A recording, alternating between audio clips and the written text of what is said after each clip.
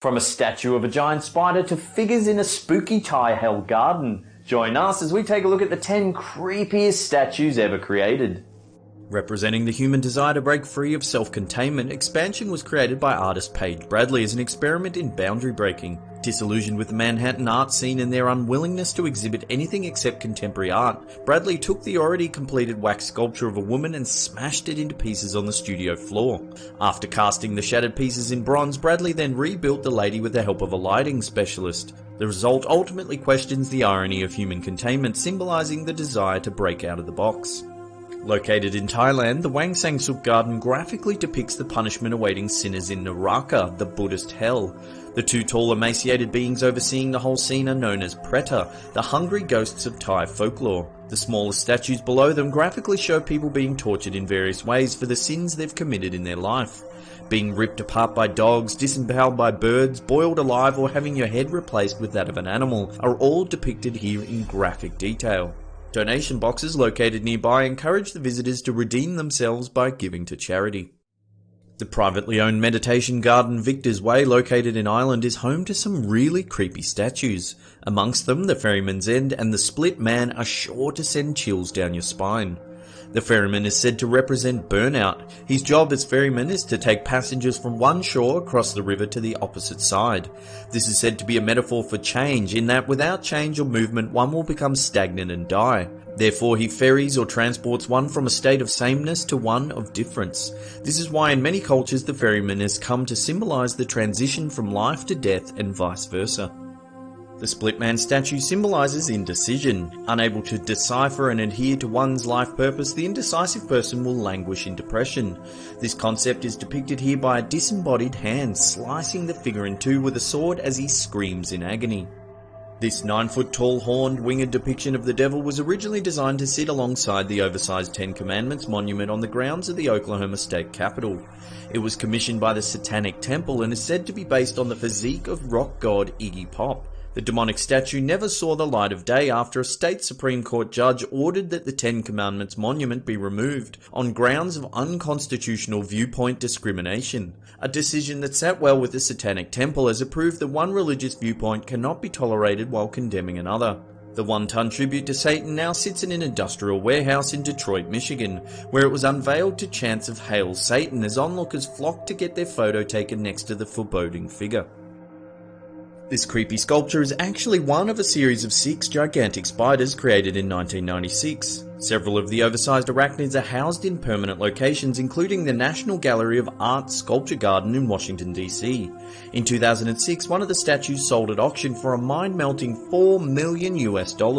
In 2008, another spider sold for $4.5 million, and most recently, in 2011, another sold for a staggering $10,722,000, the latter selling for the highest ever price paid for an artwork by a female artist at the time.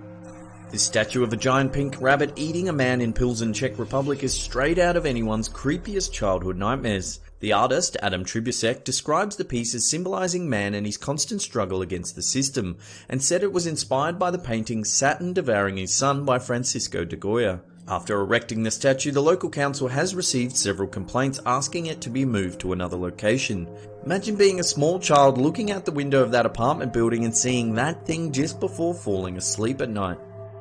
Lake Natrone in northern Tanzania is a salt lake with a pH level of more than 12. The caustic waters of the lake make it almost uninhabitable for most wildlife except flamingos that make their nests on the small islands in the center of the lake. The unusual conditions of the lake preserve any animal unlucky enough to fall into the briny waters, turning them hard and statue-like. Unsuspecting birds commonly fall victim to the lake's caustic waters, which can burn their skin and eyes, eventually turning them into an eerie, motionless statue. Weeping angels are characters from the sci-fi series Doctor Who that resemble winged angel statues. They remain frozen in their statue form as long as they're being watched, but can move very quickly when not seen. They harvest human life force by sending their victims back in time and feeding off the potential energy of the victim's future. Although these characters are fictional, they do have a chilling backstory and are consistently voted one of the scariest Doctor Who villains ever created. The idea that a creepy stone statue may come to life when you look away is enough to think twice about visiting a museum ever again. Located in the Lakeview Cemetery in Cleveland, Ohio, is the Angel of Death Victorious, mounted on Francis Hasserot's gravestone. The life-size bronze statue appears to be weeping tears of blood from its pupilless eyes. It holds an upside-down torch that has been extinguished, symbolizing life that has been snuffed out. Many people visit the cemetery each year just to see the statue and gaze into its eerie weeping eyes. Christmas! Well, it's that time of year again. It's nearly Christmas. Super exciting. Now, we've got one quick announcement. If you want to get your mittens on one of these t-shirts right there, you have to get your orders in now if you want it in time for Christmas. Remember to follow us at SlappedHam over on Twitter to get discount codes. And that's it. I hope you have a Merry Christmas.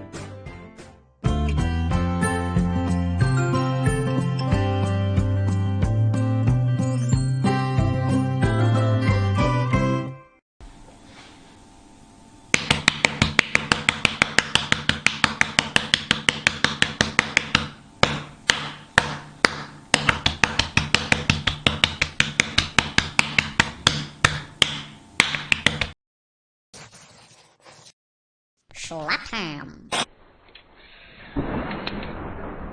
10 eerie photos that'll send shivers down your spine. From a photo of a mysterious blood-red river in the heart of China to a picture of a baby in a cage hanging out a window, we take a peek at 10 eerie photos that'll send shivers down your spine.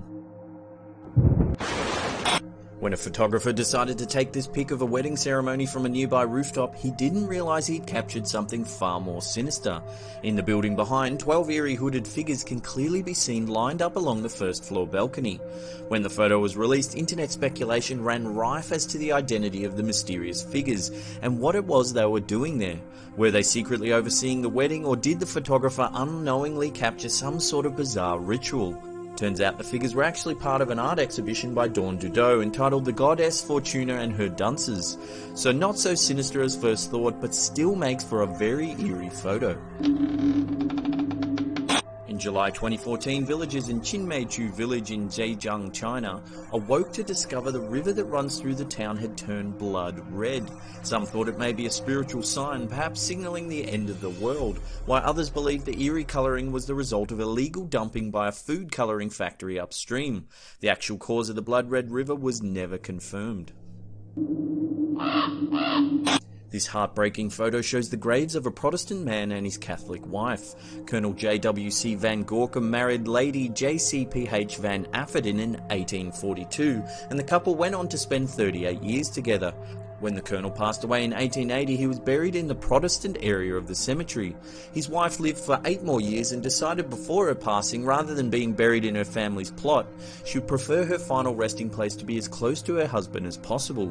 Because she was Catholic, the closest place she could be buried was against the wall that divides the two religions. The headstones were built tall enough to allow the couple to hold hands eternally. London mums of the 1930s had a novel way of creating additional space in their city apartments, allowing their precious little bub to get some fresh air.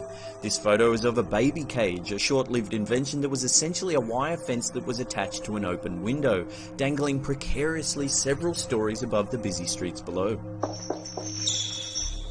This photo, taken at dusk on a sheep station in Western Australia, shows hundreds of sheep approaching the fence for their nightly feed. The flash is reflected in the eyes of the zombie-like animals, creating this strangely unnerving image. In 2010, the town of Sindh, Pakistan received more than 10 years of rain in 1 week, causing widespread flooding of the surrounding farmland. As a result, millions of spiders ascended into the few trees high enough to avoid the rising waters. There are so many spiders in the trees that their combined webs make the trees themselves look like cotton candy. The person who captured this image was UK aid worker Russell Watkins, who noted that if you stood under one of these trees, dozens of small, very, very tiny little spiders would be dropping down onto your head. This photo of a creepy big-mouthed clown posing with a small girl is unsettling to say the least. The origin of the pic is uncertain, but one thing is for sure, that the little girl is trying her best not to look understandably terrified. This unsettling photo, supposedly of a goat man, was taken by Mark Hunter while walking in the forest behind his house. Hunter, who captured the freaky image on a GoPro, said, "I was about to take aim, but he sort of batted at me, and then he stood up and it was a stark naked man with a long neck and a goat head." Hunter said he thought the creature may have just been a man wearing a severed goat's head as a mask, but after reviewing the footage was convinced what he saw was real. This otherworldly image was captured from the viewing platform on the tallest building in the world, the Burj Khalifa in Dubai, UAE. The Burj Khalifa stands a staggering 829.8 meters tall, which is around 2,722 feet from the ground to the tip, and is so tall that it's possible to take a photo looking down at the surrounding rooftops as they pierce the thick cloud cover. The sheer height of the Burj Khalifa creates this eerie illusion that a city in the clouds is sprawled right out in front of your eyes. This horrifying image is the last thing you want to see aboard a plane, either taking off or landing. A mid-air collision between a flock of birds and a plane is what's commonly known in the aviation industry as a bird strike, and it is a relatively frequent occurrence. Luckily, very few bird strikes end in disaster, except for the birds, that is, who are often squashed against the side of the plane or sucked into the engines. Fascinating, fascinating! As always, thanks heaps for watching. If you're enjoying this sort of content, hit that thumbs up button. Let's try and get this video to 1,000 likes. Let us know in the comments section below which photo was your favourite. And this is the Slap Ham shining off.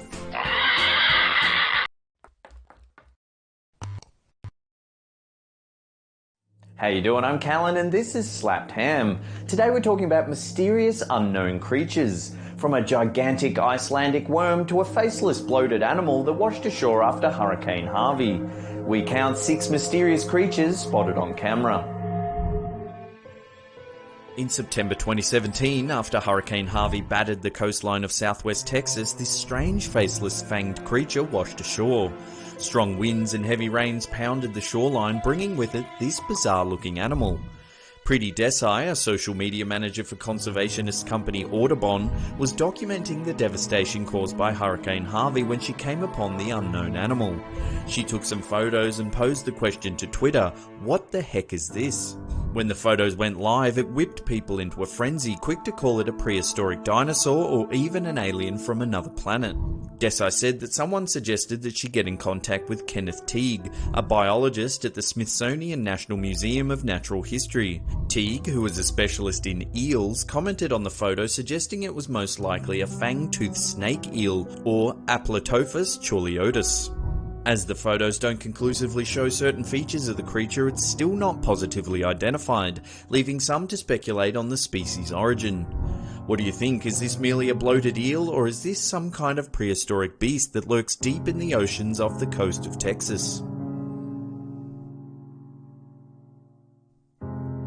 Released in January 2015, this startling footage shot in Lettuce Lake Park, Tampa, Florida, shows a bipedal ape-like creature walking through the swamp. The man who captured the footage, known only as Matt M, was canoeing through the swamp when he noticed something strange. He initially thought he had spotted a bear and began filming. But when he later asked a park ranger about bears in the area, they said they tend to stay away from swampy areas. If you take a closer look, it appears to have much longer arms than a bear and walks comfortably on its hind legs. Many say a hominid cryptid creature known as a skunk ape roams the Florida area. It gets its name from the foul-smelling odor that it reportedly emanates. Numerous witnesses throughout Florida have reported seeing a big, hairy, ape-like creature that runs on 2 legs. Could this footage be proof of a skunk ape? In February 2012, this footage was released to the public. Filmed in Lagerflöt, Iceland, the footage shows a long, slender creature snaking through icy water. Many locals believe it to be a mythic Icelandic worm monster that has had reported sightings as far back as 1345. The legends tell of a heath dragon that slithered into the lake centuries ago. It grew large and heavy as it fed on unsuspecting villagers. Since these early tales, many sightings have been reported, most notably in 1963 when the head of the Icelandic National Forest Service spotted a long, slender beast trailing through the murky waters. Then, in 1998, a teacher and several students say they saw a worm-like creature swimming just offshore. The lake where the sightings occurred is notoriously murky, with very poor depth visibility as the glacial-fed waters have high siltation. In 1983, contractors were laying phone cabling in the lake.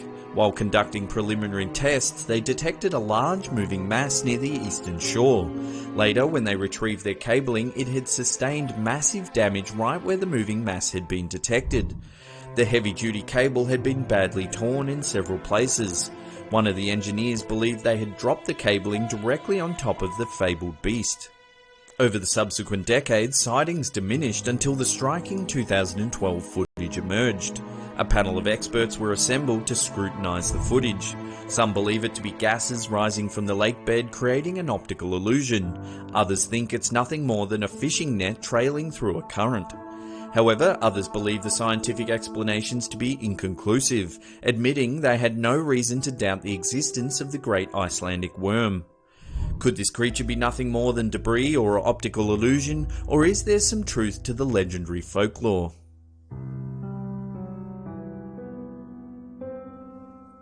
There's not a lot of solid information about this clip, but when it surfaced in early 2016, it sent the paranormal community into a frenzy.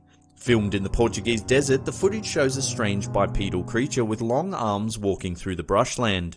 It takes a few lumbering steps before disappearing behind a bush. When the footage was shared to social media, it got more than 200,000 views, sparking fierce debate as to what the creature could be. Skeptics have dismissed the poor quality footage as a hoax, while some locals are claiming it to be the chupacabra, a mythical beast that sucks the blood from livestock. The Mothman is a mythical creature that's become notorious in West Virginia, USA. The winged beast entered local folklore in the mid-60s when various locals reported seeing a large unknown creature flying through the air. It's said to have a wingspan of up to 14 feet with a solid body like that of a fully grown man. Its eyes are bulbous and it has sharp fang-like teeth. The first sighting occurred on November 12, 1966, when 5 men who were digging a grave in a cemetery in Clendenin, West Virginia, spotted a large flying creature that they describe as man-like. It flew low to the adjacent tree line, hung for a moment in the air, then flew off into the distance. Just days later, 2 couples from Point Pleasant had a similar experience. They were driving along a highway near an old World War II munitions base when they spotted a giant winged beast with glowing red eyes. They said it was a large flying man with 10-foot wings. One of the most famous Mothman sightings is linked to the tragic collapse of the Silver Bridge in Point Pleasant, West Virginia in 1976. In the middle of peak hour traffic, the bridge suddenly gave way, sending cars, cement and metal debris crashing into the river below. 46 people lost their lives in the accident. Many witnesses claim that the Mothman was present that fateful day and was responsible for the structural failure. Sightings of the legendary Mothman became rare until this photo surfaced in 2016. A man who had only recently moved to Point Pleasant snapped this picture while driving down State Route 2. As he drove, he noticed a large creature jumping from tree to tree. The photo has clearly captured evidence of a large humanoid creature with spread wings. Could this be the famous Mothman of West Virginian folklore, or is it just a hoax designed to drum up tourism and interest in this old mythic tale?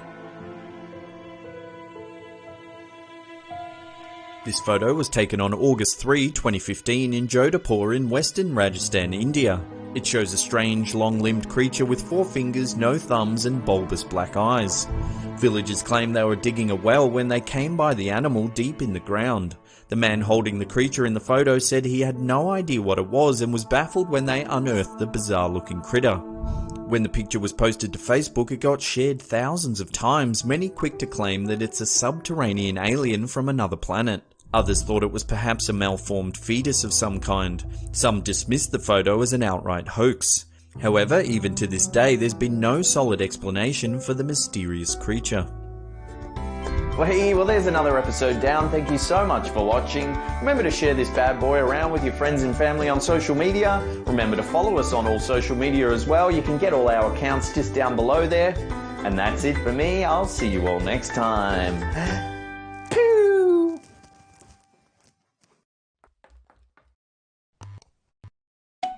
From a golden eagle snatching a child out of a park to a snowboarder being chased by a bear. These are 5 fake viral videos everyone thought were real.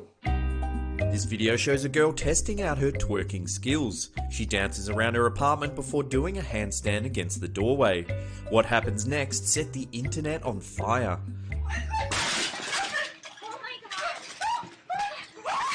News outlets and internet commentators went into overdrive, quickly spreading the footage far and wide. Soon the twerk girl that caught fire was all over social media.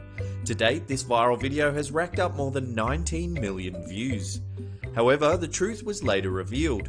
The entire video was set up by the marketing geniuses over at Jimmy Kimmel Live. They posted a short version of the video to a fake YouTube account and let it brew for 2 months. It got over 9 million views in less than a week. They then revealed the hoax on their show, airing a longer version that shows Jimmy Kimmel extinguishing the flaming twerker.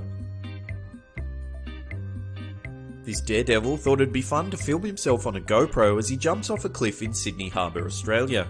As he plunges into the water, his friends start screaming that there's a shark in the water. We then see terrifying images of the swimmer thrashing about in the water as a great white shark stalks nearby. As of now, this stunning footage has ticked up over 35 million views. The footage was later revealed to be a hoax created by a video production house called the Woolshed Company. They spliced in video images of a great white shark with the original GoPro footage to create this now famous fake viral video. This alarming footage was taken in a park in Montreal, Canada. It shows a man filming a golden eagle soaring through the sky above the park.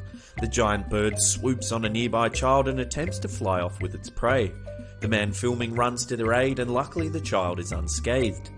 It was later revealed that the viral video was a fake. A group of students from Montreal's National Animation and Design Centre, Normand Acambeau, Loie Moreau and Felix Marquis-Poulin, created the short film for a project in their digital design class. Needless to say, they all got an A. Taken on a wrist camera, this snowboarder casually films her run down the mountain. What she doesn't realise is that there's a hungry bear just meters behind chasing her down the hill. This crazy footage quickly went viral, getting shared millions of times across social and traditional media. The incident, however, was soon outed as a fake. The previously mentioned production firm, the Woolshed Company, put their hands up for this one, proving yet again that they know how to make a video go viral. Just a quick warning with this one, even though the footage is fake, it still may be confronting for some of you to watch. The setting for this fake viral video is that a boyfriend has set up a camera to scare his girlfriend. When she returns home from shopping, he is dressed as a masked intruder and lunges at her. She runs from the house screaming. In a frenzy, she crosses the road and gets hit by a car. When this footage went live, everyone was convinced that it was a prank gone horribly wrong. It got shared millions of times as it spread across social media sites.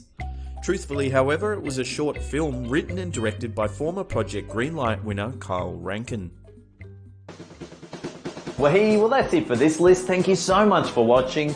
Now, what do you think? Were you fooled by any of these fake viral videos? Let us know in the comments section below because I'll be hanging around for 1 hour after this video goes live.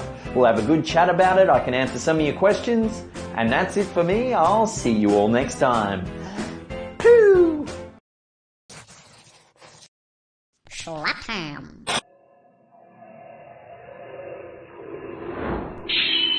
10 UFO sightings caught on camera. From a UFO caught on the BBC News to a flying object dropping glowing orbs down on Earth. Join us as we take a look at 10 UFO sightings caught on camera. On July 4th, 2016, a strange light was seen hovering in the night sky over Tucson, Arizona. You can see a large white orb that blinks on and off sporadically. At the 1:20 mark, a second object appears, then flashes brightly before disappearing. Many skeptics have noted that July 4th is a common night for firework displays, but do these look like ordinary fireworks?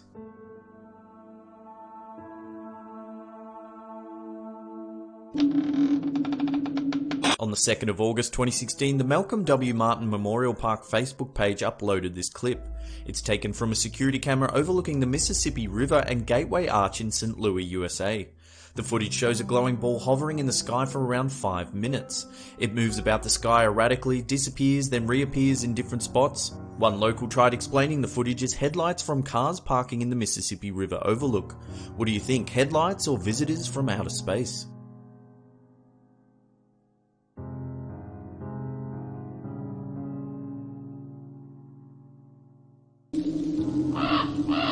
In November 2015, numerous Californian residents saw some very strange lights in the night sky. People from Reno to Los Angeles spotted a blue light flaring across the horizon.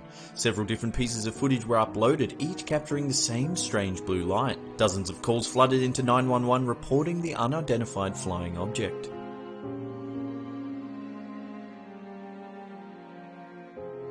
The following morning, the US Navy issued a statement that they had been testing a ballistic missile off the coast of California. It just seems awfully convenient for the Navy to issue a statement like that. Would they really fire missiles near a heavily populated coastline completely unannounced, terrifying hundreds of residents?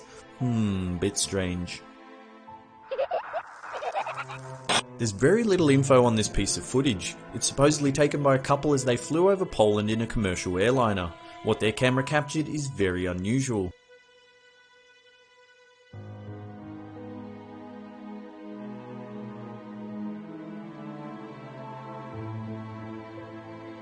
It appears to be a massive floating object drifting by the aeroplane. If anyone has any information on this clip or can translate what the couple is saying, please leave a comment below.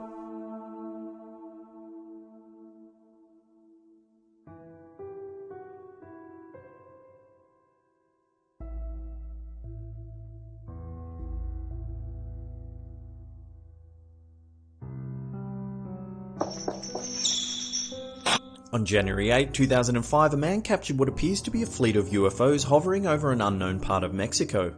There are 40 to 50 glowing orbs floating in the sky. Many claim the sighting to be balloons or Chinese lanterns, but when the footage zooms in, it looks as though the objects are steering themselves around each other.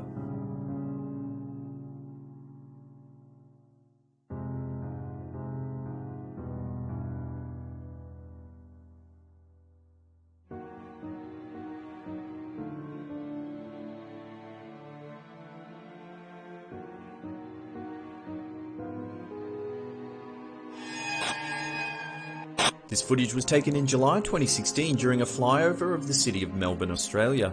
In the background there's a strange floating shape to the right side of the city. It's a thin structure hovering in mid-air. What do you think, hovering spacecraft or a glitch in the film?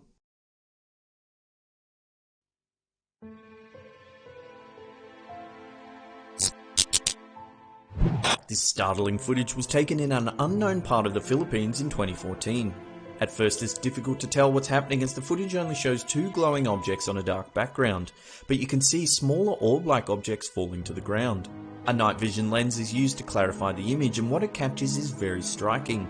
It's clear that this UFO is dropping numerous balls of light down on the ground. Are there any plausible explanations for this footage?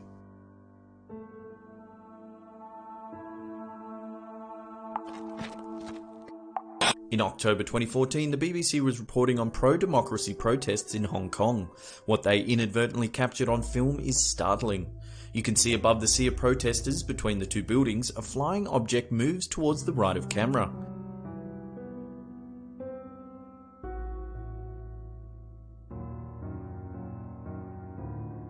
It pauses for a moment, then flies straight up at an accelerated rate. It's very hard to explain this footage as the BBC captured it live, making it impossible for anyone to tamper with or alter in any way.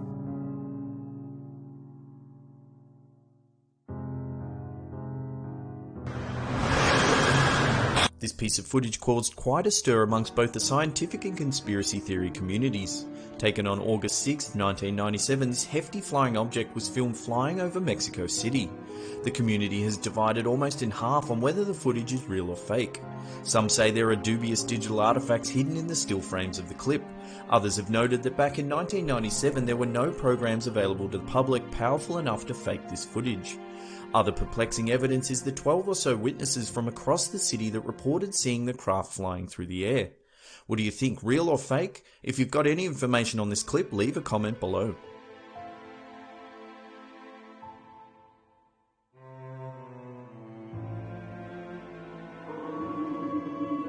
June 2016 in Menangle, New South Wales, Australia, up to 8 strange glowing objects were filmed flying through the sky. The footage shows these craft steadily moving to the left of screen.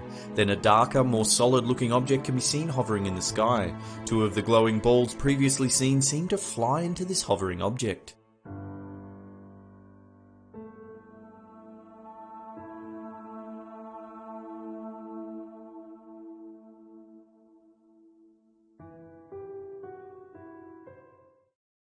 Bonus time! We're giving away 3 Slapped Ham t-shirts to some lucky viewers. To enter, all you have to do is follow us on Twitter and retweet this tweet. We're only running this competition for a few days, so get in quick. Remember, you must be following us and retweet the tweet to enter the draw. Hurry, do it now or you'll miss out on a chance to win a wicked Slapped Ham tee.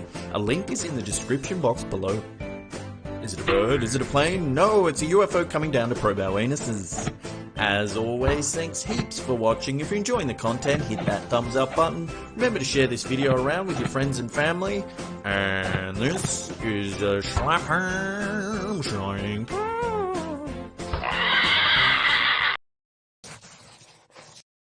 Slap ham.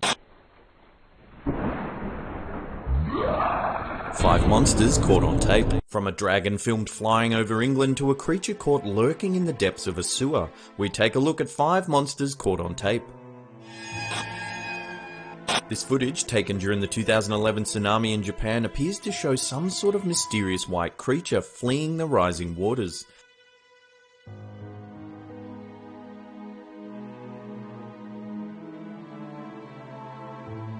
The beast seems to disappear into thin air as it scrambles to the roof of a nearby house.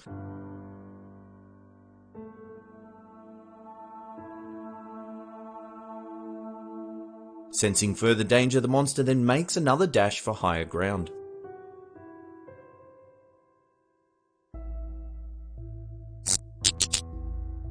This footage was taken in a Mexican town in 2015. After hearing strange noises coming from outside, the resident decides to take their camera to investigate. What they see lurking on the roof is truly terrifying.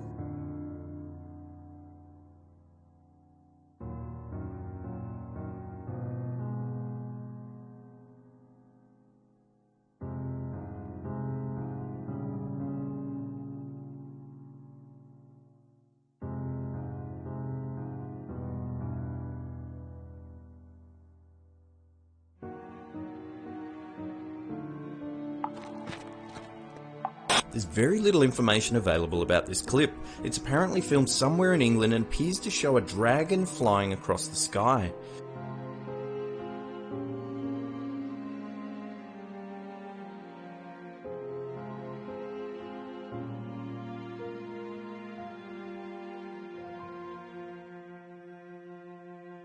What do you think, real dragon or elaborate hoax? Let us know in the comments section below. This remarkable footage from Brazil claims to show an alien being held by the local government.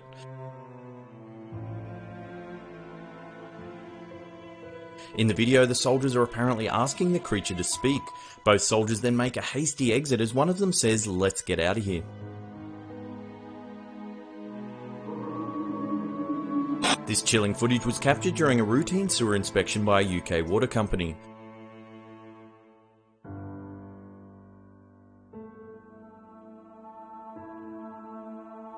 What they catch a glimpse of is the stuff of nightmares.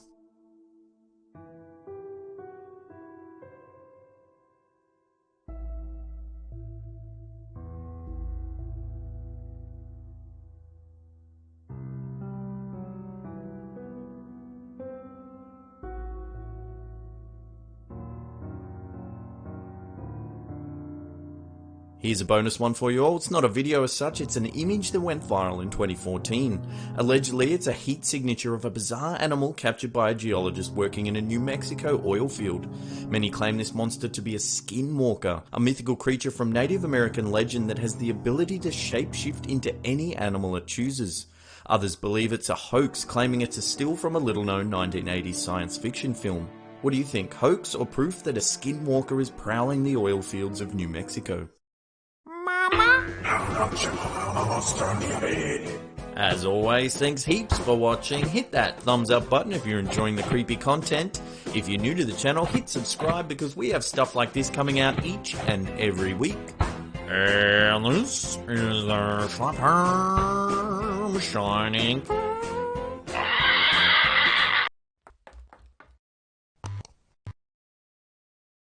How you doing? I'm Callan and this is Slapped Ham. Today we're looking at shocking UFO sightings caught on tape. From a bizarre rectangle UFO floating over China to some footage captured by the Chilean Navy that's left experts dumbfounded. Join us as we take a look at 10 UFO sightings you need to see. This striking footage emerged in August 2017. Filmed by several residents in Jinan, the capital of China's eastern province, Shandong. There in the sky is a bizarre rectangle shape hovering above the clouds. Two separate cameras captured the same sighting, as well as numerous residents all saying they saw the same strange shape flying in the sky. When the footage was posted on August 13, many took to Weibo, a social media site in China, to discuss the incident. Some say it was the door to heaven opening up, while others thought it looked like a glowing magic carpet. According to local reports, the phenomenon may have just been spotlights projecting onto the clouds in the night sky. While it does look very similar to a spotlight, normally you can detect a trail of light to the point of origin. This looks to be illuminated from behind an object. Whatever the case may be, it makes for an amazing piece of footage that still remains a mystery today. On a warm Tuesday morning on the 21st of February 2017, a UFO passed over Tasmania, Australia. The object looked like it was on fire as it streaked across the sky. Filmed by hundreds of eyewitnesses, the strange glowing object sparked fierce online debate. In the video, we see a bright yellow streak trailing in the morning sky. It looks like it's a flame, almost like a meteorite entering the atmosphere. When the video was shared to Facebook, it garnered thousands of views within days. Many polarizing theories were suggested, from space junk, fireball meteorites and contrails to fairies and alien visitors. Official reports said the incident was nothing more than an aircraft as it passed over Australian airspace. However, this did little to satiate witness theories, with many heralding the incident as aliens visiting from outer space. This mass UFO sighting occurred on July 23, 2011 in Sao Paulo, Brazil. The incident was reported by dozens of eyewitnesses and even caught the attention of a local news report. Up to 4 separate pieces of footage were publicly released, all capturing the same strange circular shape floating in the sky. In the first video, we see a blue orb of light surrounded by a wheel of smaller rotating white lights. Skeptics have noted that the grainy footage may be nothing more than a Ferris wheel filmed by a tilted camera. However, in the second eyewitness's video, we see the same orbiting lights from a different angle. This perspective shows the object from the side. The rotating lights seem to form a disc shape. This angle makes it easier to see that the lights are floating in the sky. If we take a look at the third piece of footage, it shows the object has stopped spinning and is now all white. The interesting thing about this viewpoint is that the camera zooms out, showing that the UFO is actually really far away, becoming just a single dot when fully zoomed out. Finally, the fourth eyewitness's footage is different again. This time the object seems to have formed a triangular formation with a blue and green hue. This is some bizarre footage that was uploaded to YouTube back in 2007. For this video, we used the literal sense of the acronym UFO, as in it's an unidentified flying object. It's not necessarily alien in origin, but it's a flying craft of a speculative nature. In the clip, we see a man flying around in a small craft not much larger than an average-sized wheelie bin. It has a fan jet engine on the bottom and has 2 landing feet similar to a helicopter. The video states that the craft is known as a WASP, an experimental vertical takeoff and landing system developed in the 1970s under the supervision of the US military. It can fly for 30 to 45 minutes at a maximum speed of 97 kilometers or around 60 miles per hour, with a vertical flying limit of 3,000 meters, which is around 10,000 feet. According to sources, the military discontinued the development of the aircraft as they deemed it inferior to helicopters and other flying craft at the time. In January 2017, striking footage emerged out of Salento, Italy. A local man noticed something strange in the sky at around 8 PM local time. He filmed the bizarre object with his smartphone. In the video, we see a bright white light hovering in the night sky. The mysterious UFO seems to change colour from white to green. At one point, it even transforms into a halo shape right before vanishing completely. The video is believed to be genuine and hasn't been manipulated in any way. It was posted to Facebook by Lucio Margiotta, a music teacher at the Music Academy of Salento. He was astonished at what he had captured, saying, "I don't know what it was, but it's very strange." Opinions on the footage vary greatly. Some commentators thought that perhaps the smartphone that the clip was filmed on distorted the image when it zoomed in, creating that strange halo effect. Others thought it could be Venus. Another user heralded the footage as the arrival of the sphere beings, creatures from another planet that he says visit him frequently. Whatever the case may be, it's still an amazing piece of footage. Could it be that aliens are observing our planet, or is this just a technological malfunction? Love to hear your thoughts in the comments section below. There's not a lot of solid information to go on with this clip. It began appearing on YouTube in 2015. It claims to be filmed somewhere in Hawaii, however several channels report different dates for the sighting. In the video we see a large cylinder-shaped white UFO floating in the sky. Around the center object are half a dozen or so flashing lights. They pulse in and out of sight, darting here and there in the blue sky. The bigger object begins to move downward before flashing out of view. The other objects continue to pulse before darting quickly to the right of screen. It's hard to make further comment on this video as there's very little else to go on. The person who captured the footage has never come forward, plus the differing dates and lack of precise location err this footage on the side of a hoax. If anyone has any information on this footage, leave a comment down below. This astonishing footage baffled government officials for more than 2 years and was officially released to the public in early 2017. This clip was filmed on November 11, 2014 by a Chilean Navy helicopter pilot. An accompanying technician also witnessed the event and was at the time testing an infrared camera. In the footage we see a disc-shaped object trailing across the sky. It flies at a similar altitude and trajectory of the helicopter. At 2 separate times, the UFO discharges a trail of hot liquid. The object could be seen by the naked eye and by infrared camera. However, the helicopter's radar detected no nearby craft. After the technician reported the sighting, air traffic control confirmed that there was no aircraft planned to fly in that airspace at that time, nor could they detect anything flying at that time. The pilot made several attempts to contact the craft using the multinational civilian bandwidth, which is designed for these occasions. There was no answer. An official investigation was launched by the CEFAA, a specialized Chilean government agency which examines UFOs and UAPs, unidentified aerial phenomena. After an exhaustive inquiry, the agency couldn't come to any definite conclusions. This footage is considered to be some of the most significant UFO footage ever captured. The 2 highly reliable Navy witnesses, the quality footage filmed on military-grade equipment, the fact that it goes for 9 minutes all amounts to some of the most compelling evidence of the existence of extraterrestrials. This footage was captured in mid-2016 by a pilot flying over Chicago, Illinois. In the video we see 3 glowing balls of light. They fly in a triangle formation right next to the plane. The 3 orbs shift about in the air effortlessly before taking off at great speeds towards the bottom of the screen.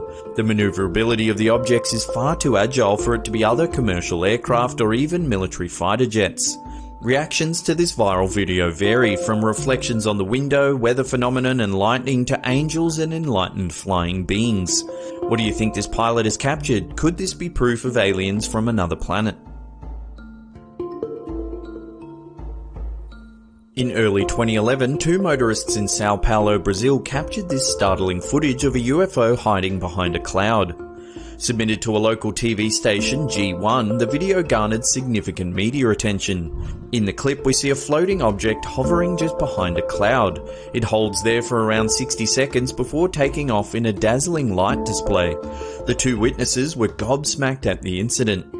According to the TV report, the cameraman felt the earth shake the moment the UFO flashed out of sight. However, there was no recorded seismic activity at the time the event took place.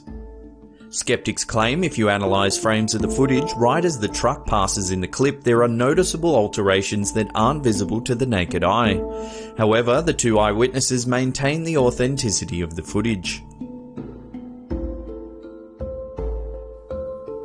A mass UFO sighting occurred in the skies over Cornwall, England in July 2017. Numerous people captured footage of a strange shape-shifting object hovering in the sky.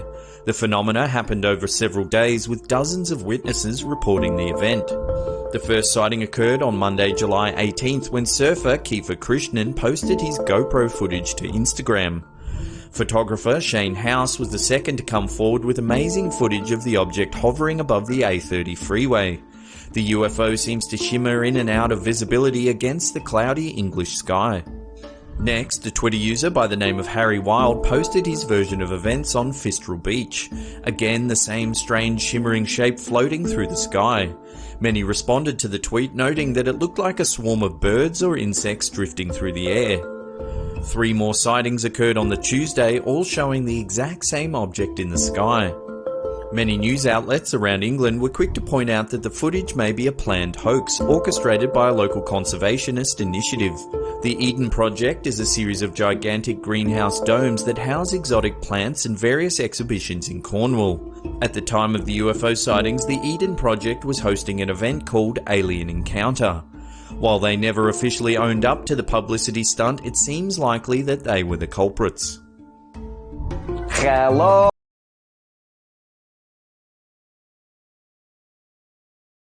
A custom pure for you. Pure.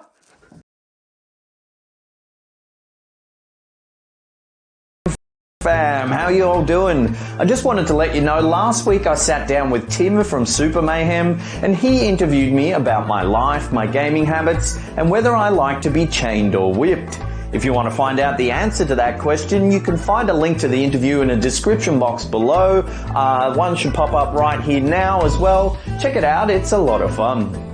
Well, there's the end of the episode. Thank you so much for watching. If you're enjoying our content, hit that thumbs up button. If you're new, remember to subscribe because we do stuff like this each and every week. And that's it from me. I'll see you all next time. Pew!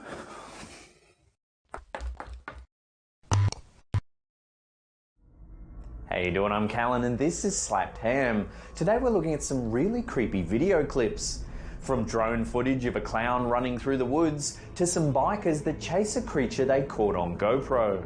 So join us as we take a look at the creepiest drone and GoPro footage ever captured. And before we get into it, remember to hit that subscribe button for more awesome creepy content just like this. This footage was captured by a 59-year-old army veteran while flying his drone over farmland not far from his home. At one point, a small object can be seen flying past at great speeds. He sent the footage to UFO investigators, MUFON, the Mutual UFO Network, who sent a copy of the video to NASA. By their estimates, the object was travelling at more than 6,000 feet per second, equating to just over 4,000 miles per hour. What do you think this object could be? Could it be possible that it's some sort of classified military technology, or even a small alien craft that can move so fast it can avoid detection by the human eye? Let us know what you think in the comments section below. This creepy drone footage was uploaded by YouTuber Furious Otter in 2015. It was captured above an area of woodland in an area of countryside known as Cannock Chase, in the county of Staffordshire, England. The drone spots a white figure among the dense thicket and moves in for a closer look. As it approaches the edge of the wooded area, the figure can be seen again. It appears that the figure is actually a young girl dressed in a long white dress. Viewers have claimed that the girl seen in the video might actually be the mysterious black-eyed girl of Cannock Chase, a ghostly apparition that many have claimed to have seen while hiking in the area.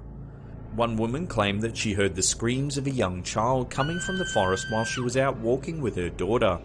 They ran towards the sound to see if anybody needed help.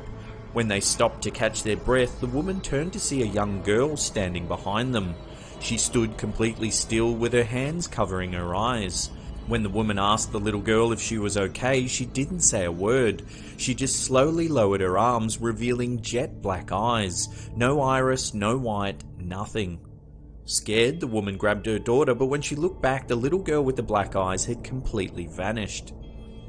In the late 1960s, Cannock Chase gained notoriety as the site of a series of grisly murders. The remains of 3 young girls were found buried in the woodland after they went missing in the area. Many believe that the black-eyed girl of Cannock Chase could actually be the ghost of one of those young girls. Over the years, many supernatural sightings have taken place in the area.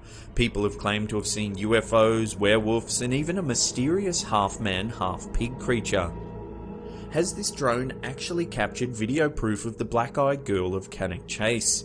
Or could the mysterious figure seen in the footage be something else entirely? In 2017, footage surfaced of a strange humanoid creature seen in the jungles of Aceh, Indonesia. Captured on a GoPro, the video shows a group of motorbike riders as they're riding through the jungle, when one is suddenly knocked off his bike by the beast. It runs off down the track and the bikers give chase. As they turn the corner, the creature can be seen darting into the long grass. The group dismounts from their bikes and begins to search the area. After a few minutes, it becomes apparent that the creature has escaped.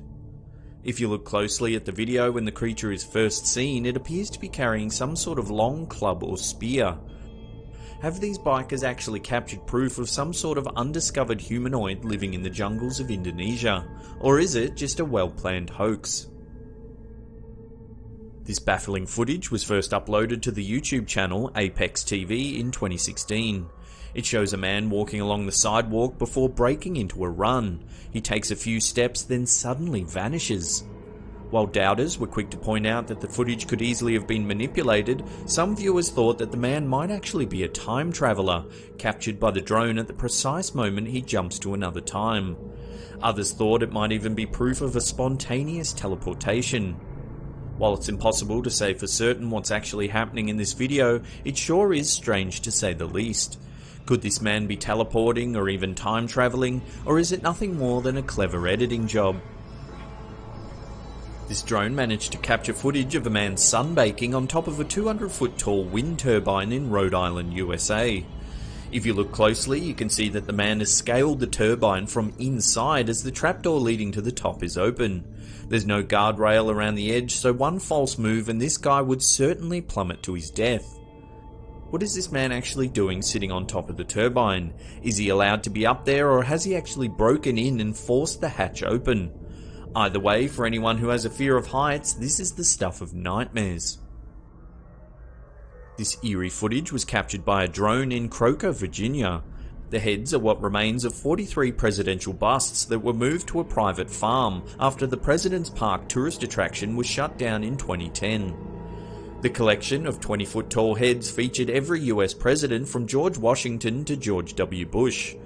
The move to the farm damaged many of the heads, with Abraham Lincoln now sporting a gaping hole in the back of his head, while Ronald Reagan only has half a face thanks to a lightning strike. After an attempt to raise enough money to move the heads to a new museum failed, they've just been left in this field to slowly decay away. This is some scary footage captured by a drone at a beach in Miami, Florida. The drone's operator originally thought he had videoed some sort of moving shadow, but after zooming in realized it was actually a 9-foot tiger shark. The shark is swimming unusually close to the shore and comes dangerously close to several unaware swimmers. Luckily, the beast wasn't hungry, or these beachgoers would have surely ended up as shark food. This footage was captured by a drone in October 2016. It shows a figure running through a clearing in a forest in an unknown location. If you look closely, you can see that the figure is actually wearing a clown costume. We can only speculate about what the clown is up to, however you get the sense that it probably isn't good. This footage has striking similarities to a video captured around the same time in the town of Huntsville, Alabama. YouTuber Golden Hour claims he was filming some footage for his Instagram when he managed to spot a mysterious clown lurking in a cornfield.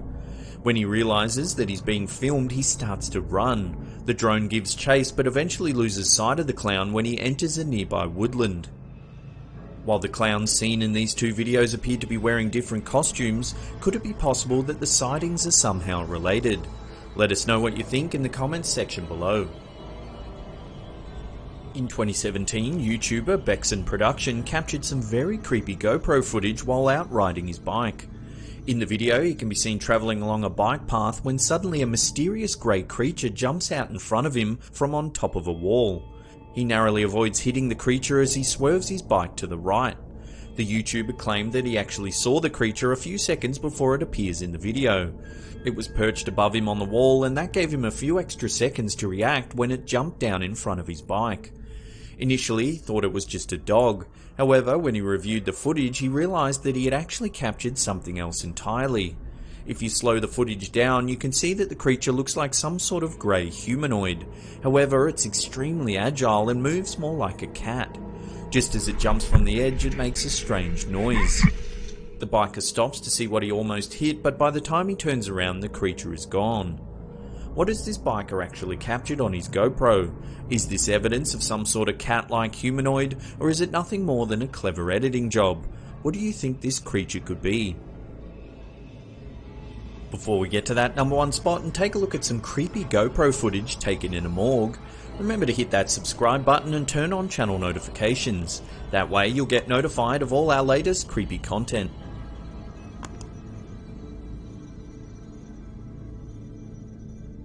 This creepy GoPro footage was captured by two security guards working in a morgue. The lights flash on and off as a loud banging noise can be heard coming from the end of the corridor. The guards decide to investigate. As they make their way down the corridor, you can see that the source of the noise is actually the door to a fire hose cabinet that is repeatedly opening and closing. Just as the pair reach the banging, it stops and the lights turn off. They open the door and look inside, but there's nothing there. When this video first surfaced, many claimed it could have easily have been staged. However, if the footage was a hoax, it's unlikely that the guards would have had control over the light, which mysteriously turns off just as the door stops banging. Could this be the work of a restless spirit trapped inside the morgue, or have these security guards simply orchestrated an elaborate hoax? Either way, it makes for some very creepy footage.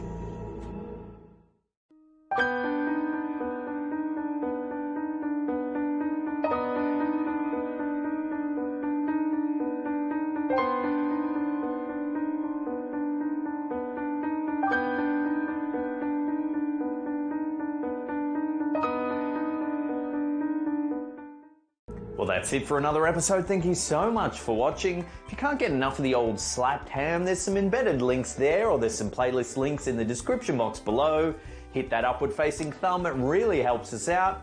And that's it for me. I'll see you all next time. Pew!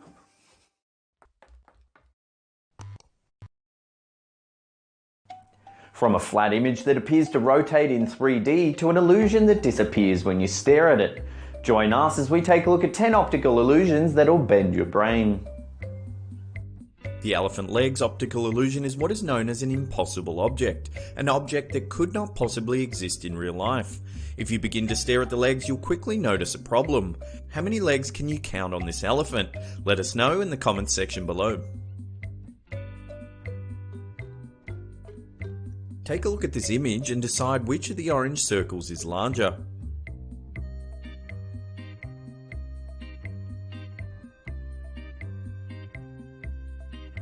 They are in fact exactly the same size.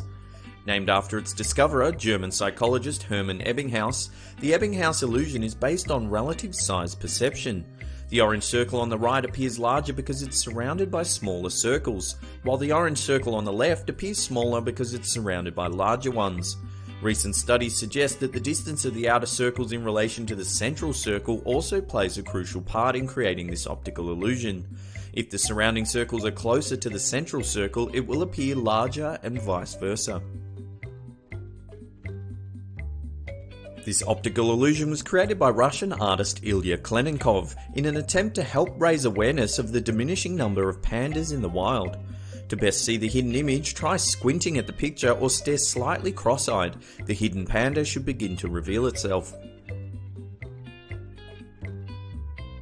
The spinning dancer illusion was created by web designer Nobuyuki Kawahara in 2003. This spinning silhouette of a female dancer is an example of a kinetic bistable optical illusion.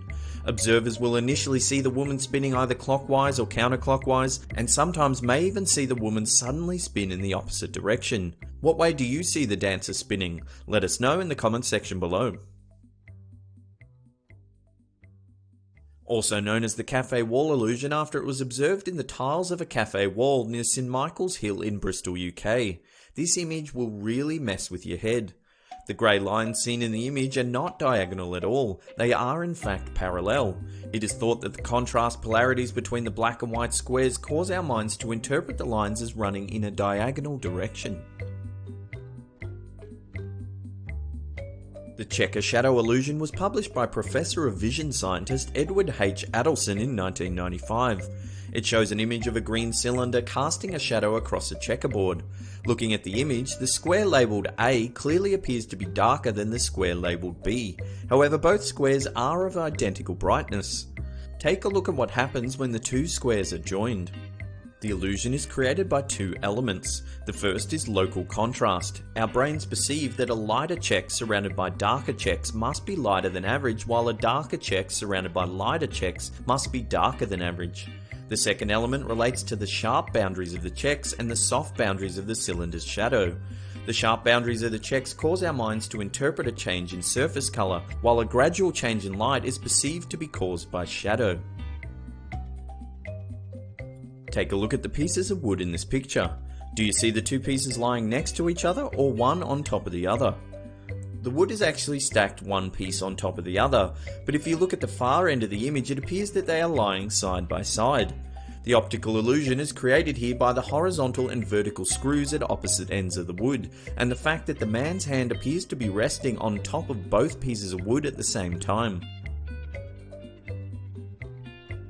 Created by Bo Dealey in 2012, the spinning optical illusion is a static two-dimensional image that actually appears to be rotating. The perception of depth and contrasting colours within this picture create the illusion of movement. Interestingly, if you stare at an individual orange circle for a few seconds, the image stops rotating. You can see more amazing psychedelic art and optical illusions on Bo's website, bodealey.com. The link's in the description box below. Much like the blue and black, white and gold dress that divided the internet back in 2015, the blue-green optical illusion is based on a person's ability to perceive colour. Believe it or not, the blue and green lines in the bottom left and top right rectangles of this image are actually the same colour. If you don't believe it, try opening the image in Photoshop and using the eyedropper tool. What do you think? Are the lines blue or green? Let us know in the comments section below. If you stare at the center of this image without moving your eyes, it will mysteriously fade away. First identified by Swiss physician Ignaz Paul Vital Troxler in 1804, Troxler's fading is due to unvarying stimulation of the neurons in the visual system. In other words, if an image in front of you does not move while you're viewing it, or you do not move your eyes while viewing it, the unvarying stimuli will soon disappear from your awareness. To get the best effect, stare at the very center of the image for about 20 seconds.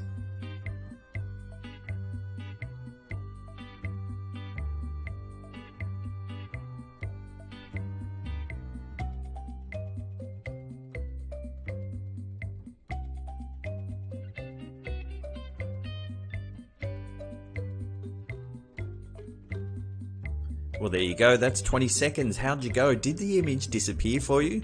Yeah, it's weird, isn't it? Well, that's it for this episode. Thank you so much for watching. Now remember to follow us on Facebook @SlappedHam for daily bite-sized mouthfuls of ham. And that's it for me. I'll see you all next time. Pew!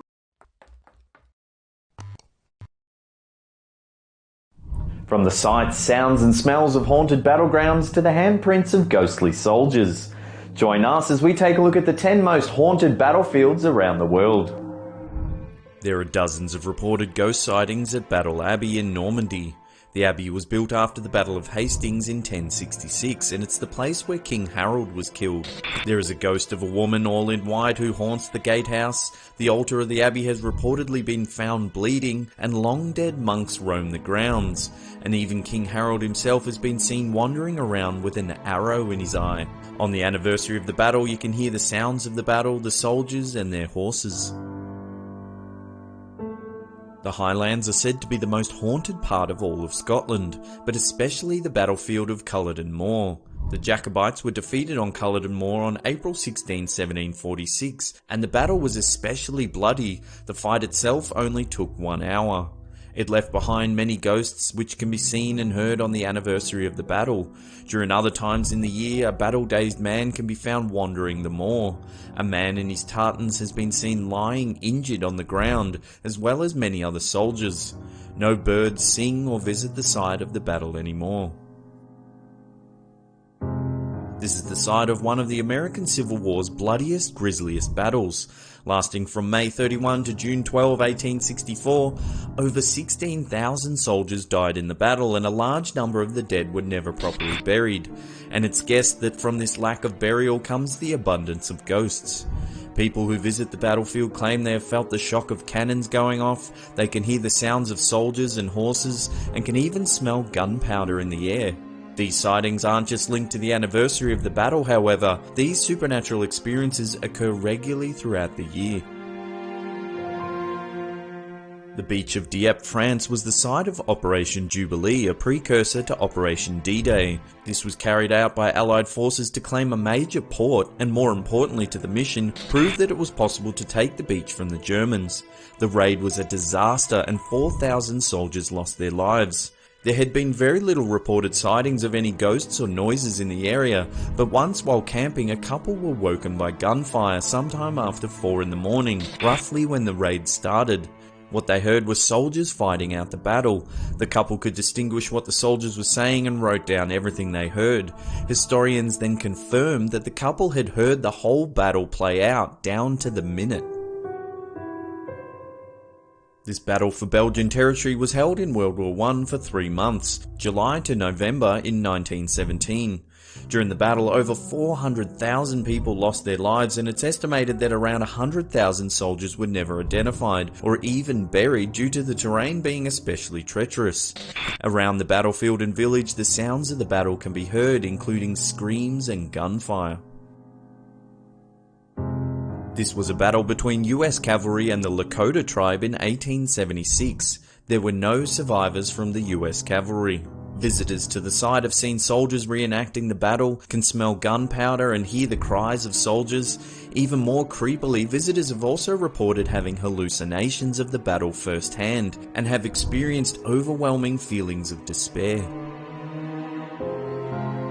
In 1862, this battle was fought on a sunken road between 2 farms for only 4 hours as part of the US Civil War. Despite the short time frame, over 23,000 soldiers were killed, injured, or reported missing.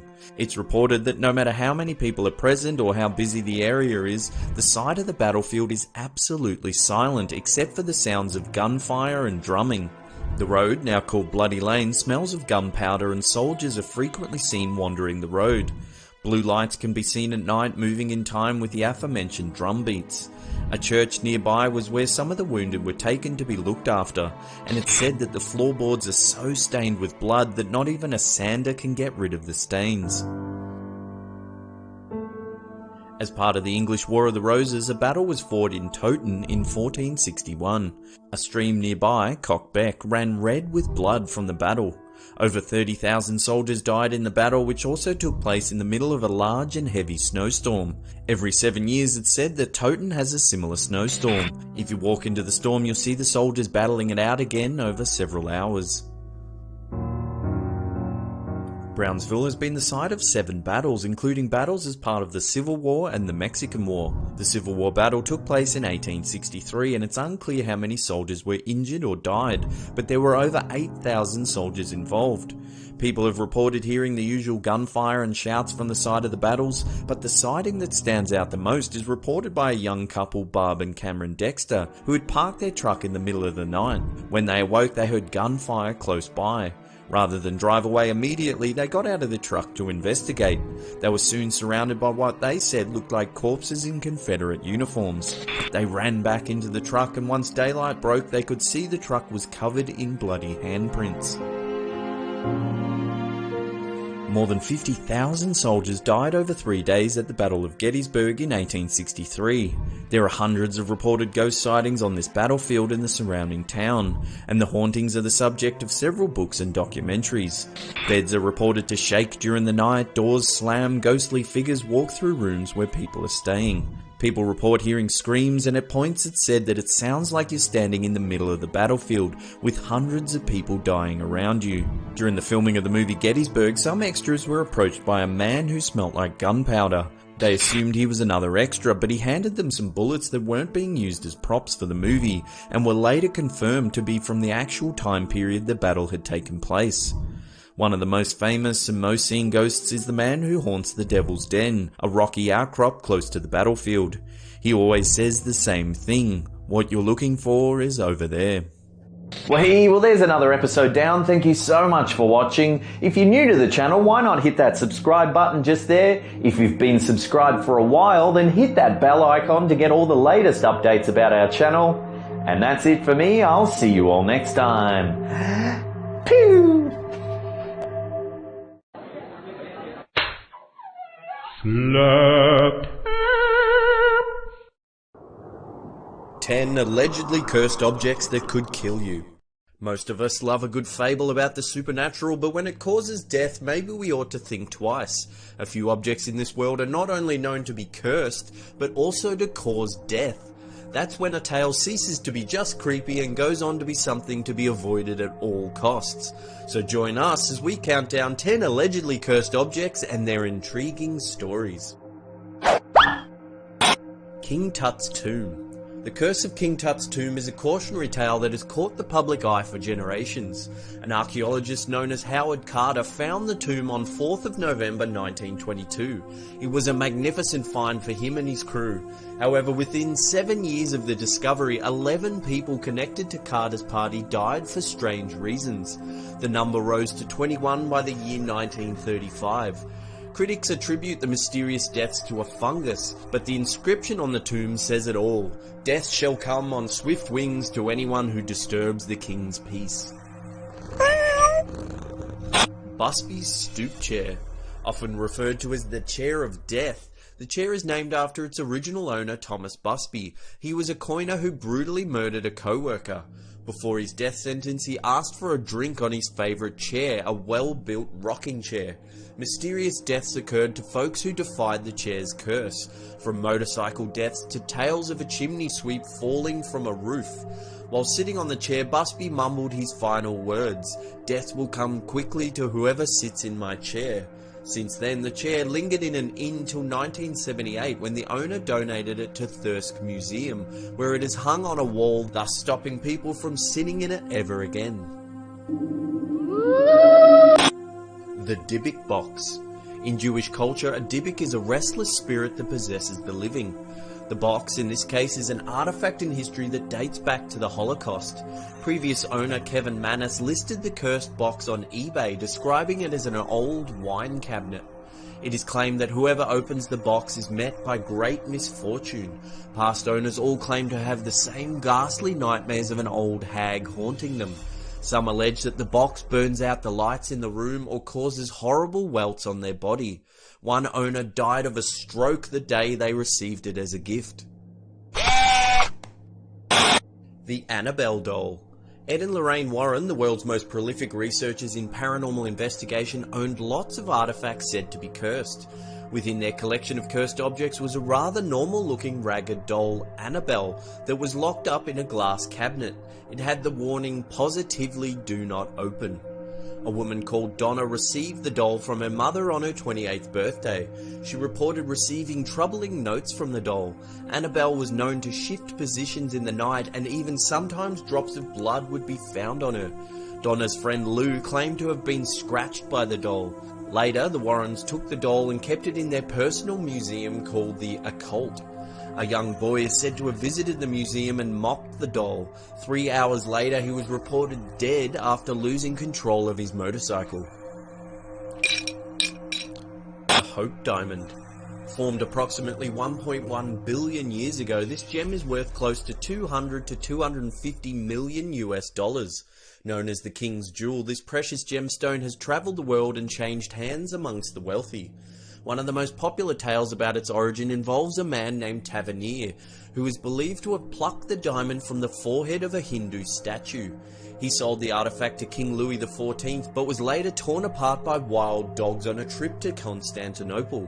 Many victims are said to have suffered misfortune from the doomed gemstone, from suicide to incarceration to divorce and dead children. The diamond now resides in the Smithsonian Natural History Museum. Haunted eBay painting. Another tale of a cursed object surrounds this irksome painting of a female doll and a young boy standing in front of a window. In February 2000, an anonymous buyer put up an ad on eBay for an allegedly haunted painting. The ad boasted images supposedly caught on a webcam of the painting changing form at night. The owners claimed that the female doll would hold a gun to the little boy in the painting and force him to leave the picture. Within hours of the eBay ad going live, the story quickly spread through the internet. Unsettling reports started coming in from those who had viewed the painting in the eBay ad. This included people falling violently ill or fainting. Children were said to be screaming at the picture. Some even claim an unseen entity would take hold of them. The painting sold for $1,050 to an anonymous buyer. The Iceman. Also known as Otzi, the Iceman was discovered in September 1991 in Italy. The Iceman is a mummy of a man thought to have lived around 3300 BCE. A glacier surrounded the corpse and preserved the body. However, after it was found, rumours of a curse followed those linked to the popsicled remains. 7 deaths have been tied to Iceman's discovery. Rainer Henn, the forensic pathologist who studied the find, died in a car accident just before giving a speech about the mummified remains, while Helmut Simon, the man who discovered Iceman, fell 100 meters to his death while hiking in the Austrian Alps. Robert the Doll. In 1904, a boy named Robert Eugene Otto received a doll as a gift from his family maid. Otto named the doll Robert after himself and had an immediate attachment to it. At night, Otto's parents claimed that they could hear him whispering to the doll from his bedroom. Often a foreign voice was heard answering back to Otto, but the parents assumed it was their son putting it on. As the years went by, Otto grew more fond of the doll as it had its own place at the dinner table and would sleep with him in his bed at night time. Otto began exhibiting disturbing behaviour, often succumbing to fits of rage. He would blame the episodes on Robert the doll, saying he was the reason for the upturned furniture and scattered silverware. When Otto got married, he placed the doll in the attic. School children would often say they saw the doll staring lifelessly out the window, often changing places throughout the day. Then, in the mid-70s, after Otto and his wife had passed away, the new owners of the house claimed they heard giggling coming from the attic, and that the doll's expression would change from day to day. Key West's Fort East Martello Museum now own the doll, which you can go visit for yourself. But beware of what you say in front of Robert the doll, as he might just visit you while you're sleeping. The Crying Boy painting. The Crying Boy is a widely reproduced painting by Italian artist Bruno Amadio. It depicts a small boy with distant grey eyes weeping.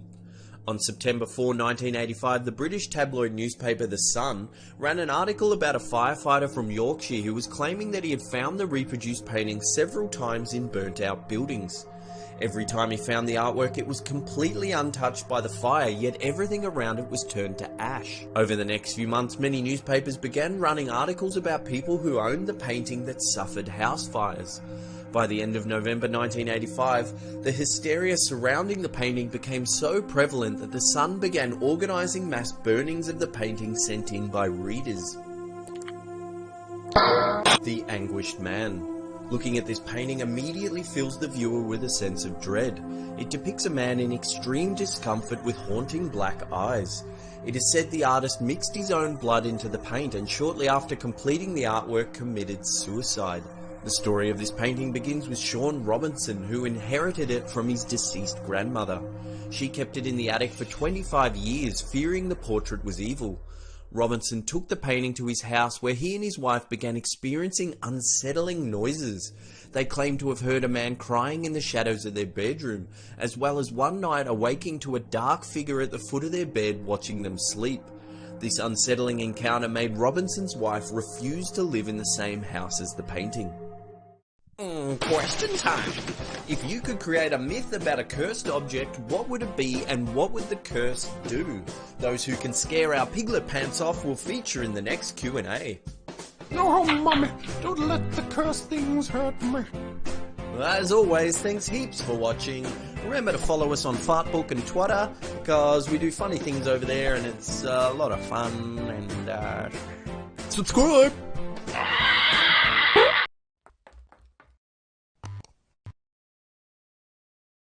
From children doing emergency drills for a bombing raid to the staking of an alleged vampire's heart. Join us as we take a look at 10 real photos with creepy backstories. This unsettling photo was taken in Liverpool, England in 1941. After persistent bombing from German air forces during early phases of World War II, all UK citizens were issued with a gas mask. Rampant fear of a gas attack on Britain led many schools to run drills with their students. This photo shows young school children learning how to put on a gas mask and file hand in hand to a nearby meeting area. This is Anne Elizabeth Fowler Hodges. She is the first documented human to be hit by a verified extraterrestrial object. Known as the Sylacauga meteorite, this 5.5 kilo, which is around 12 pound space rock, fell into the living room of Hodges on the afternoon of November 30th, 1954. She lay on her couch having an afternoon snooze when the meteorite crashed through the roof of her house. It bounced off a large wooden radio, then smashed into her left hip, causing significant bruising. The event garnered worldwide media attention, and soon a bitter ownership battle broke out between Hodges and her landlord as to who owned the meteorite. Offers of up to $5,000 were being made to purchase the rock. After a lengthy one-year dispute, Hodges finally settled with her landlord by paying $500 for the chunk of meteorite. But by then, public interest had diminished and buyers were no longer interested.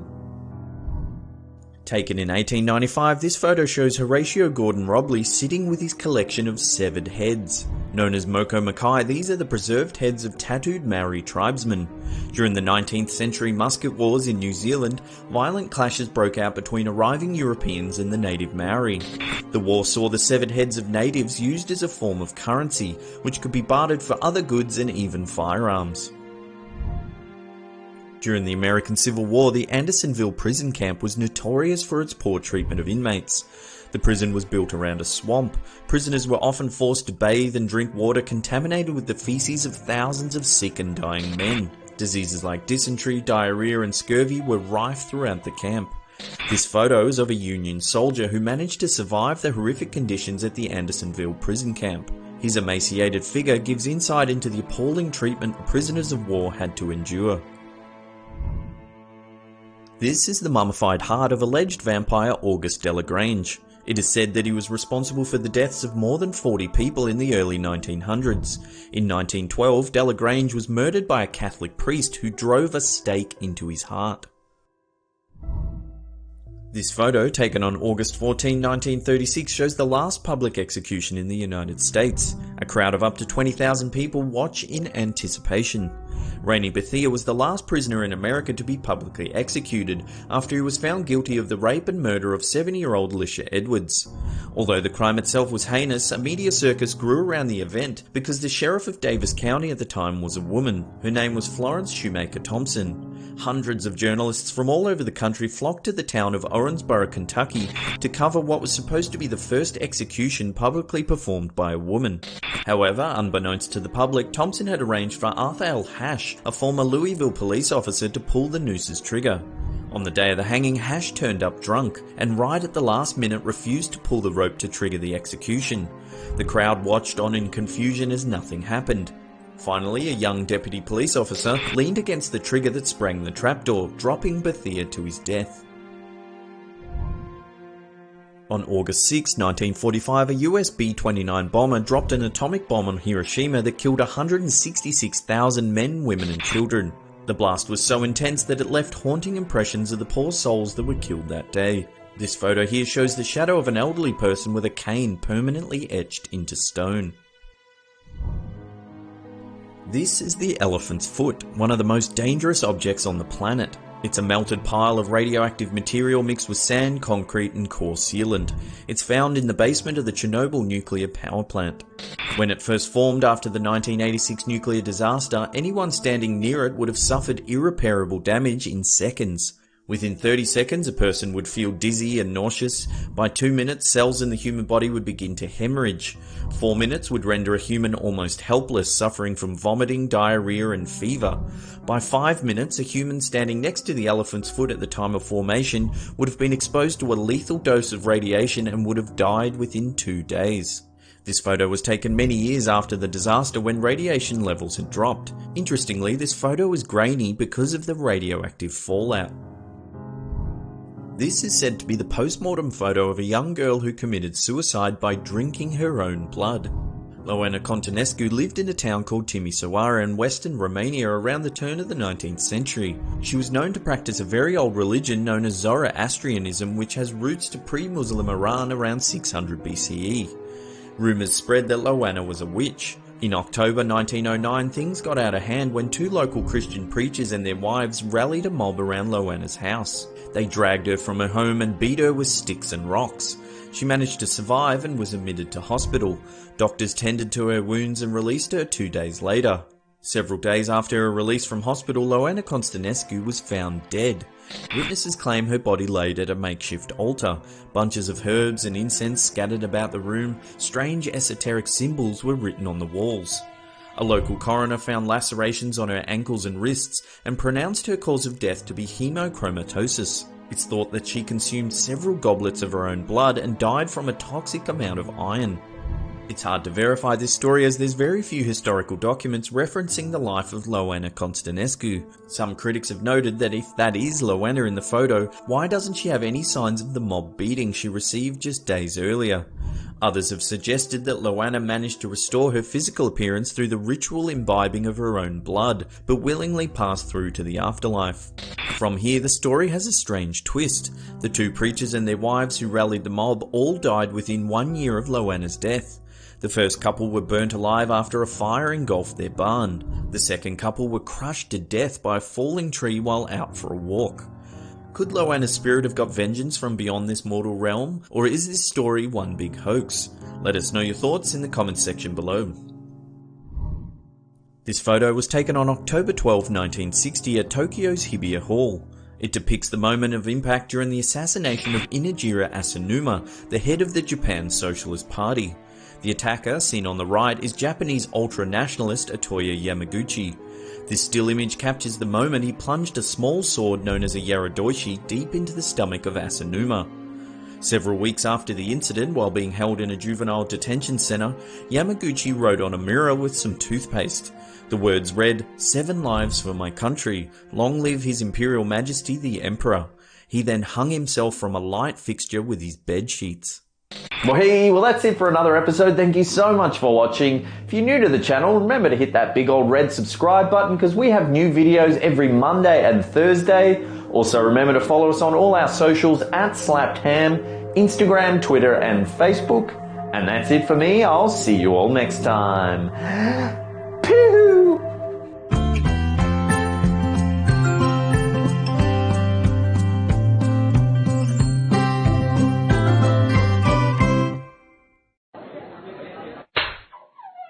Slapped.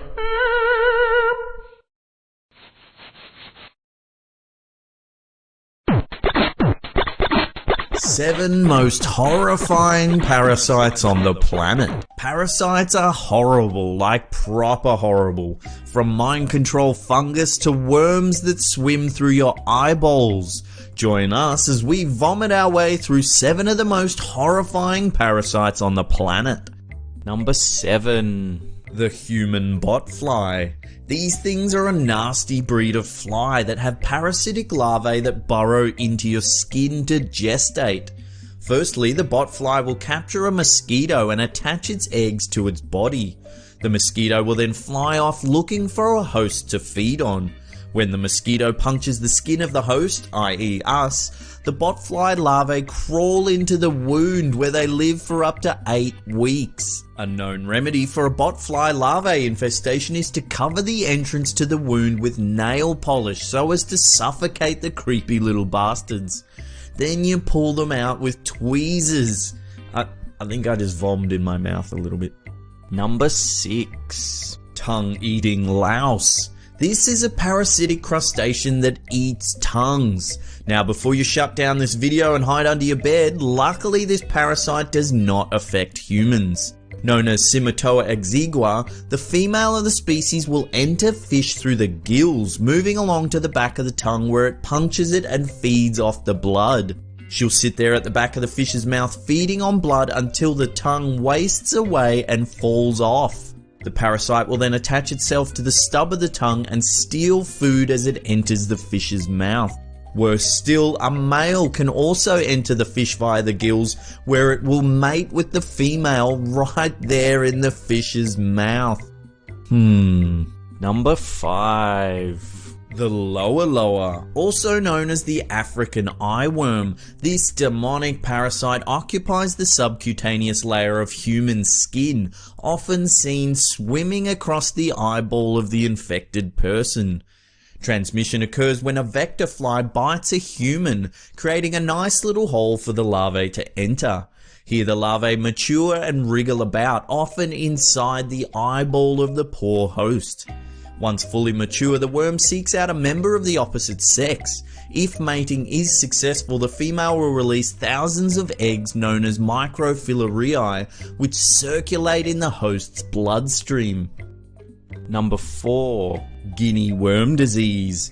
This horrible disease occurs when a person drinks water that contains water fleas that are infected with guinea worm larvae. When the fleas hit stomach acid, they dissolve, releasing the guinea worm larvae into the intestinal tract. Here they'll stay for up to 1 year before migrating through subcutaneous tissue, causing immense pain. Finally, the worm arrives at the foot of the infected person, where it will pierce the skin, causing awful burning blisters. People afflicted with these blisters often find relief in dunking their feet in water, which is exactly what the worm is hoping for. The female guinea worm will poke its head out of the wound and vomit thousands of embryos into the water so as to repeat the whole terrible cycle. Female guinea worms can grow up to 100 centimeters. The only way to extract a worm successfully is to slowly, over a period of weeks or months, wrap the worm around a stick. So you turn the stick just a little bit each day just to pull this demon worm out of the wound. Yep, I definitely just vomited a little bit in my mouth. Number 3. Leucochloridium paradoxum, also known as the green-banded broodsack. This parasitic flatworm sounds like something out of StarCraft. Starting its life out in a pile of shit, this worm waits for an unsuspecting snail to feast on the poop. Once inside the snail, the parasite worm makes its way into the eyes of the poor host, transforming them entirely. The eyes of the snail change into 2 protrusions that resemble caterpillars, making them irresistible to passing birds. The snail is then eaten by the bird, and the green-banded broodsack now enters the digestive system of its new host, where it feasts and reproduces. Thousands of eggs are laid inside the bird, which are then pooped out. And there the bird turd awaits an unsuspecting snail teeming with parasitic worm larvae ready to complete the life cycle. Number 2. Zombie fungus. Ophiocordyceps unilateralis is a type of fungi that can infect Campanatini ants. Once the ant is infected, the fungi will effectively control the ant's mind, ordering it to leave the nest and foraging trails in search of ideal temperatures for the fungi to grow. The mindless zombie ant will bite a leaf on the forest floor and stay there frozen for up to 10 days, before the fungi tears through the head of the ant to release its spores into the air. Fun fact, this fungus was used as inspiration in Naughty Dog's survival horror video game The Last of Us. Number 1. Ascaris. Also known as intestinal roundworms, these parasitic worms can grow as long as 1 meter in length and tend to migrate throughout an infected human. Swallowed eggs first hatch inside the intestines of the host, before the larvae move through the bloodstream and into the lungs. Symptoms include nausea, severe coughing, and shortness of breath. Often infected people will vomit worms or have them pass out their anus like long wriggly spaghetti. That's it, I'm out. Oh my god, that was disgusting. Give this video a thumbs up if you don't want to be infected with these nasty parasites. Share it around with your friends and family because you never know, they could be vomiting worms any day now. And this is the Slapped Ham signing off.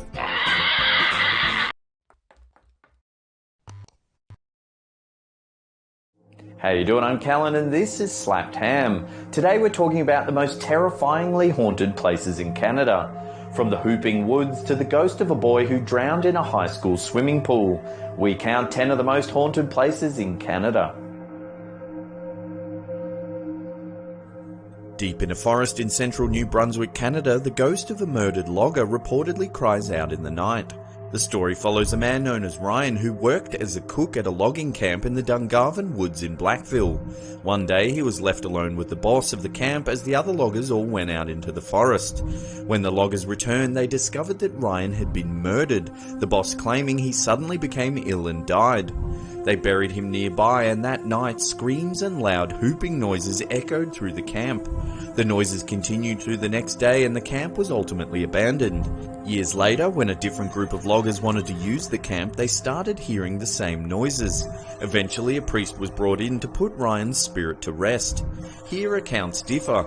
Some reports say the screams stopped and the priest was successful. But others say when the skeleton was unearthed and the priest began his work, the screams only got louder and the priest ran away. Screams and whoops are still reported to be heard in the forest today. Seal Island is located off the coast of Nova Scotia and is haunted by a woman named Annie Lindsay. Lindsay was a stewardess aboard the SS Ottawa, which was shipwrecked near Seal Island. She drowned in the lifeboat while trying to reach safety. Several days later, she was buried on the island. Her ghost has been seen many times wandering on the island. Her spirit stands on the shore looking ominously out to sea before vanishing. Reportedly, when her grave was disinterred, there was evidence that she had been buried alive. In June 1813, the ship Young Teaser sank in Mahone Bay.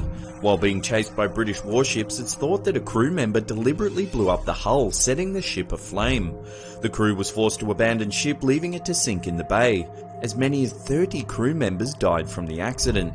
The survivors were badly burnt and clinging to debris when they were rescued by people from the local village. For years there have been many sightings of the ship re-sinking, the event referred to as Teaser's Light. Sightings increase in their frequency around the anniversary of the ship's tragic accident. Montreal has numerous haunted locations, the most famous being the Auberge Le Saint Gabriel Inn. Built in 1754, the inn is the oldest in North America. In the early 19th century, the building caught fire. Tragically, a young girl was trapped in one of the burning rooms and lost her life. Since that fateful day, she's been seen by many people throughout the years. Guests often report seeing her down the end of the auberge's long dark hallways. She stares at them, then disappears eerily through the wall. The Fairmont Empress Hotel, located on Vancouver Island, is notorious for its ghosts. It was named one of the world's most famous hotels by Reader's Digest. There are reports that the architect of the hotel, Francis Rattenbury, still wanders around the hotel, his spirit eternally attached to the property. Then there's the ghost of Lizzie McGrath, a chambermaid who tragically fell to her death. One day, while cleaning one of the rooms, she attempted to step out onto the fire escape, but instead plummeted several stories to the ground below. Unknown to her, the fire escape had been removed for construction and repairs. Now some guests say they've heard terrible screams outside their windows. And probably the most unsettling of all, an unnamed elderly woman is said to knock on people's doors. She urgently leads guests to the elevator where she disappears into thin air. The Fairmont Banff Springs is a castle surrounded by the Canadian Rockies mountain range. It's known for several notorious ghost sightings. In the 1920s, a young bride-to-be was staying at the property.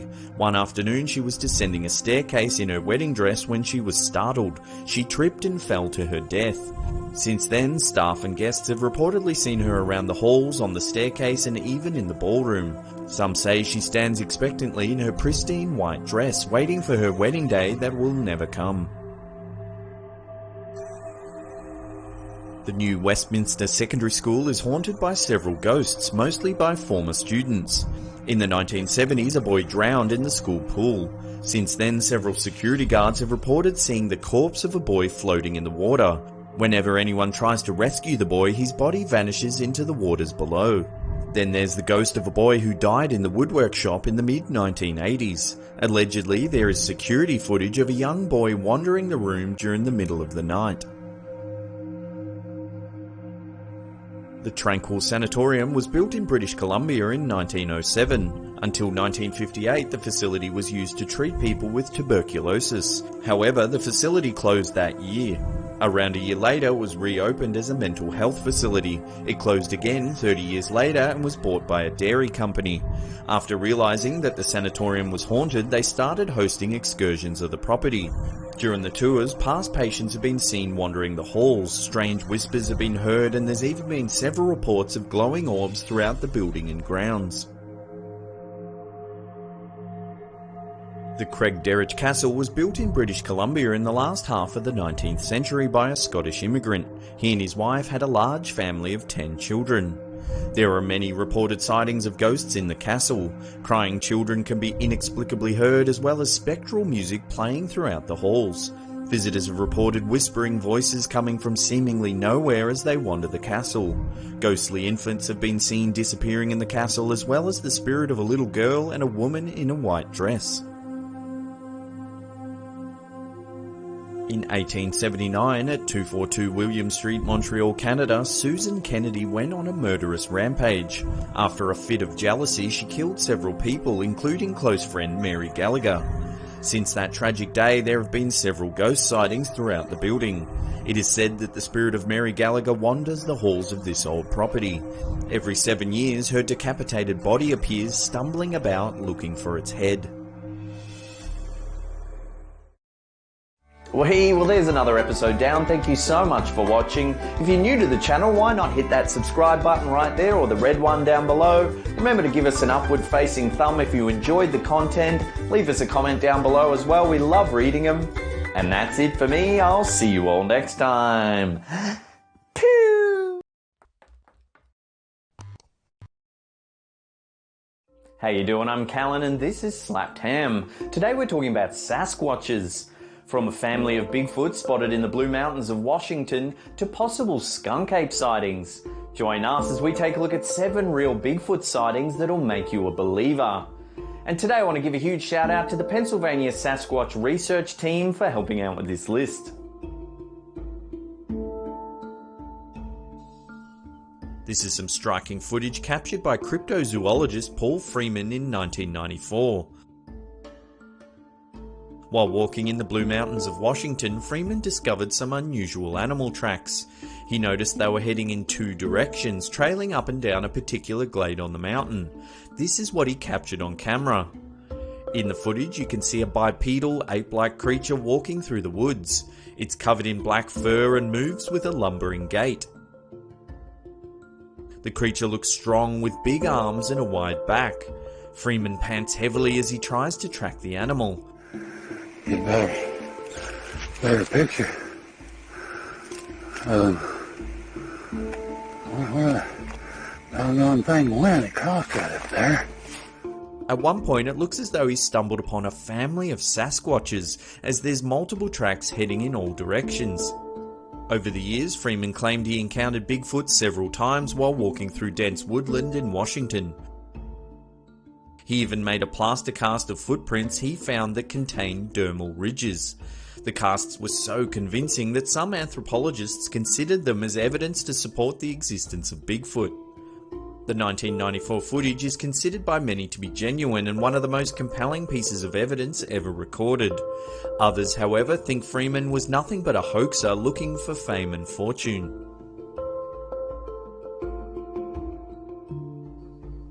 In Carbondale, Pennsylvania, locals have reported sightings of a strange creature lurking in the woods. They say it's a white Bigfoot 6 to 7 feet tall with shaggy fur covering its entire body. Residents often hear strange noises too, low groans and rustling in the trees. In 2008, this video surfaced and quickly went viral. It was filmed by a man who heard noises coming from his yard that backs onto woodland. In the clip, you can see a very strange looking creature. It pauses for a split second, then darts off into the darkness. It has deep black eyes, a long cone-shaped head, and is covered in white fur. Analysts have noted that it would be difficult to fake.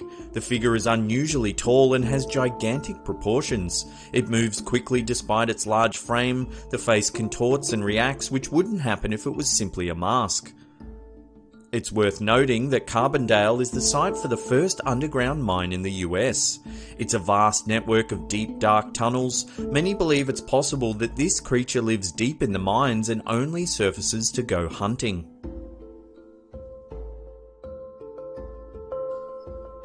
This footage was captured on Independence Day 2010 in an unknown location. In the clip, you can see a Sasquatch-like creature walking through the woods. It has the proportions of a gorilla but walks freely on 2 feet. It's clearly startled by the cameraman as it runs behind a rock. Suddenly, it reappears holding its young in its arms. The creature keeps a close eye on the intruding cameraman as it scrambles to protect its baby. Viewers have noted the strange proportions and unusual movements of its legs, which would be difficult to hoax. And unlike other Bigfoot sightings, the footage is very clear too. Unfortunately, the cameraman has never come forward, nor has the location ever been revealed, which makes it difficult to make further comment on the authenticity of the video.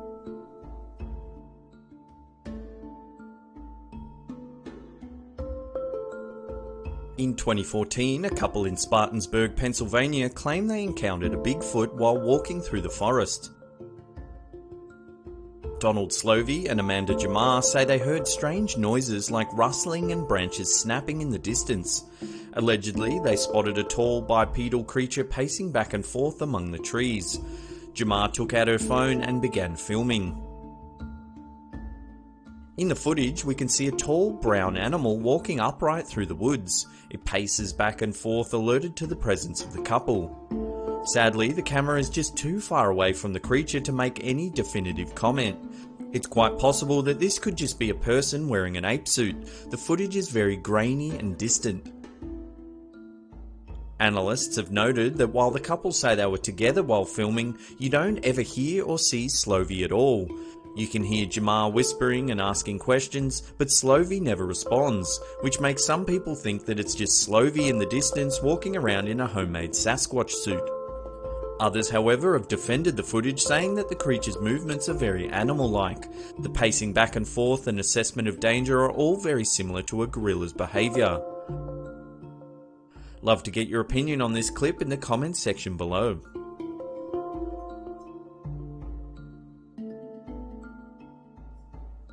Released in January 2015, this startling footage, shot in Lettuce Lake Park, Tampa, Florida, shows a bipedal, ape-like creature walking through the swamp. The man who captured the footage, known only as Matt M., was canoeing through the swamp when he noticed something strange. He initially thought he had spotted a bear and began filming, but when he later asked a park ranger about bears in the area, they said they tend to stay away from swampy areas. If you take a closer look, it appears to have much longer arms than a bear and walks comfortably on its hind legs. Many say a hominid cryptid creature known as a skunk ape roams the Florida area. It gets its name from the foul-smelling odour that it reportedly emanates. Numerous witnesses throughout Florida have reported seeing a big, hairy, ape-like creature that runs on 2 legs.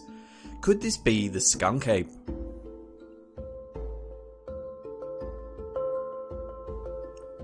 These 2 short clips were filmed in the Provo Canyon region in Utah. The first clip is very brief but shows a very large bipedal creature walking among the brush. The Bigfoot-like animal sits by a tree for a second, then seems to pick up a rock and throw it through the air.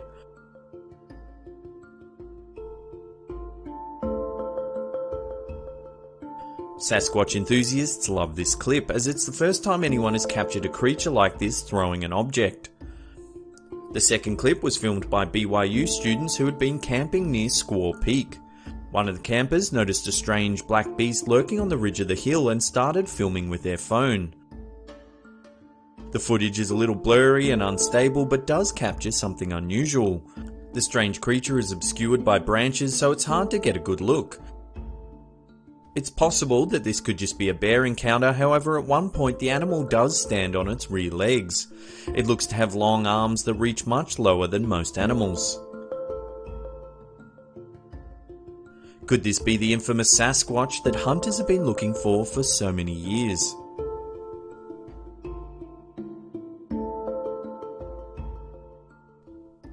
At about 6 PM on October 24, 2013, this hunter was out on his Mississippi property looking for wild boar when he spotted a mysterious creature in the distance.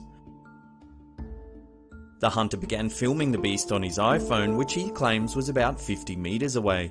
He said the animal, which he thought might be a skunk ape, was leaning up against a cypress tree. The cryptid was allegedly stripping bark off logs with its strong hands. In the footage, it's clear that some kind of large animal is sitting in the distance. It has a thick neck and shoulders with a very large gorilla-like head. At one point, you can hear the beast snap a thick branch with its brute strength. The crack echoes through the swamp. Legends tell of giant ape-like animals that roam the swamps of Mississippi. Some call them skunk or stink apes, characterized by a foul odor that is said to accompany them. These creatures have been thought to roam the area for centuries, with thousands of witnesses all reporting very similar sightings. When the hunter was asked about his encounter, he said he was baffled. He claims he's been hunting wild boar for years on this patch of land and has never seen anything like it. Could this hunter have captured proof of the mythic skunk ape that has eluded scientists for so many years?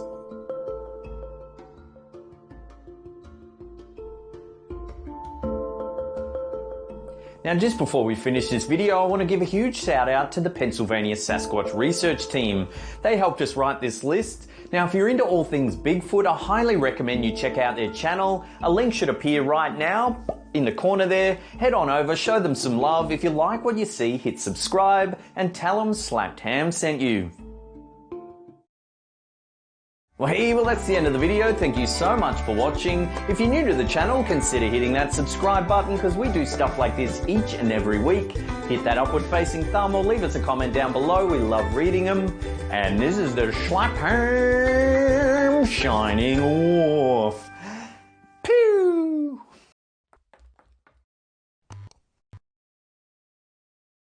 How you doing? I'm Callan and this is Slapped Ham. Today we're looking at some really creepy footage. From the last known sightings of people that mysteriously disappeared to inexplicable road accidents and ghost sightings. Join us as we count 11 mysterious videos that can't be explained. On the 30th of June 2014, 28-year-old Lars Matank and a group of friends went on a holiday to the seaside resort of Golden Sands in Bulgaria. During his stay, Matank got into a fight with a group of rival football fans and suffered a ruptured eardrum. He was then advised by a local doctor not to fly until his ear had fully healed and was unable to return home with his friends. Alone, Matank checked into a cheap hotel in the area. After just one night, he began to act very strangely. He sent a text message to his mother telling her that he didn't feel safe and that she should cancel his credit card. He also told her that he was hiding from 4 men who were following him. Apparently fearing for his safety, Matank then headed to Varna Airport where the security camera captured him entering.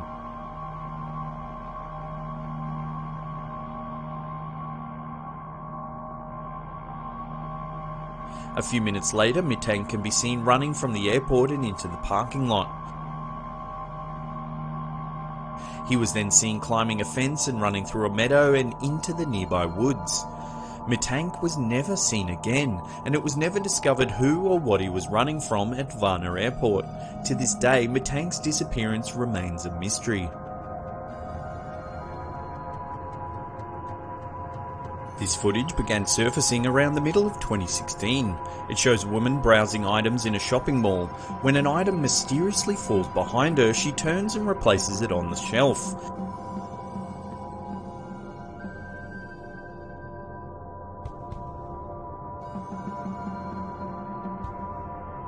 As soon as she replaces the item, she begins to act very strangely, almost as though an unseen force takes control of her body. She drops her shopping and begins to writhe uncontrollably. After falling to the floor, two other shoppers notice the woman. As one comes to her aid, the woman lets out a guttural scream.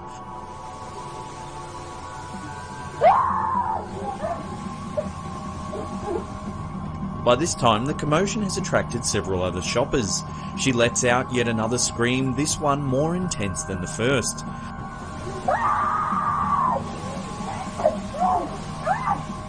The screams seem to have the power to push the onlookers back.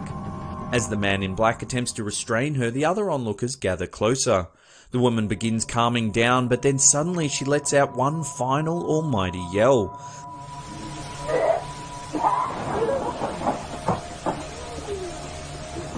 This time it has the force to move objects in the store as well as cause the security camera to flicker. The other customers then help the woman to her feet and escort her away.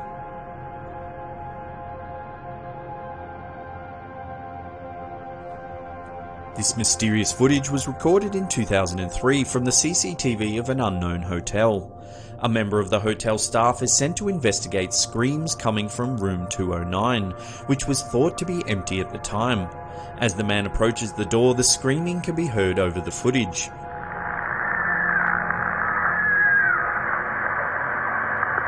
What's going on, John?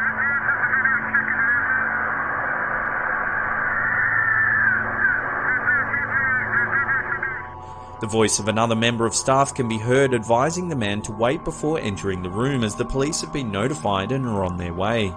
However, the man decides to enter the room anyway.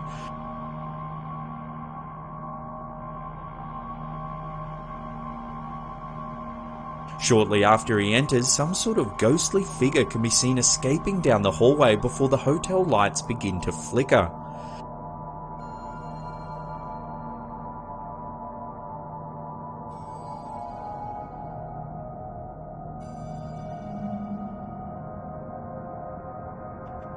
When the man exits the room, he appears startled. He says there was no one in the room, however all the furniture was turned upside down, the carpet was ripped up and the shower was running. The video abruptly ends without an explanation on what was happening in room 209. Was it a ghost or just a prank? If it was a prank, then how do you explain the ghostly figure seen leaving the room?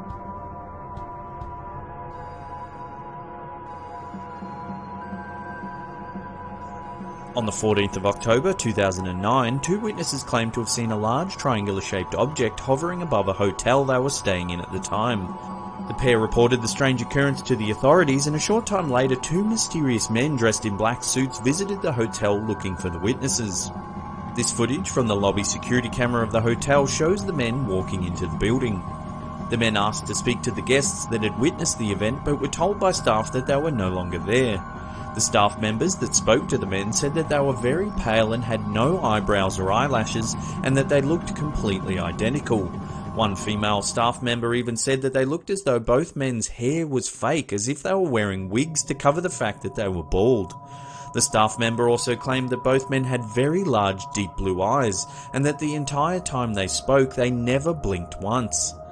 If you look closely at the footage of the two men entering the hotel, you can see the man on the left appears to be having trouble keeping his feet straight as he walks.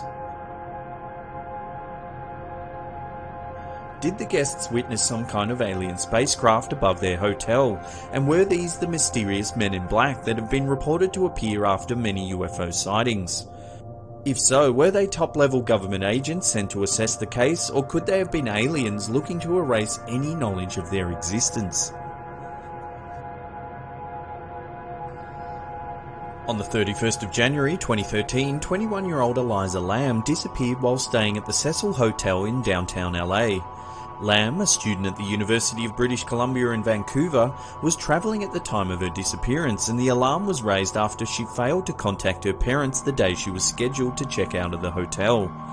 When the police failed to locate Lamb, they decided to release the video footage of an elevator security camera in the hotel in an effort to collect more information. In the footage, Lamb can be seen moving very strangely as if she's hiding from someone or something.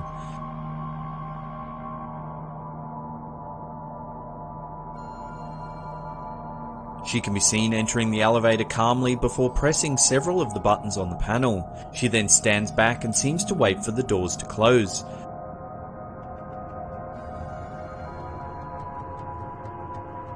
Suddenly, she lunges forward and looks down the hallway before standing up against the wall.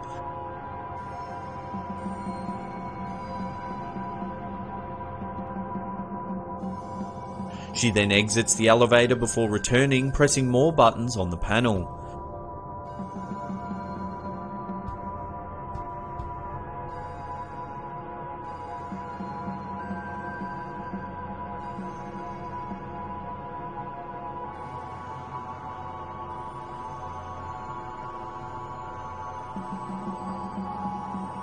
She exits the elevator one final time and can be seen communicating with something before wandering off down the hallway.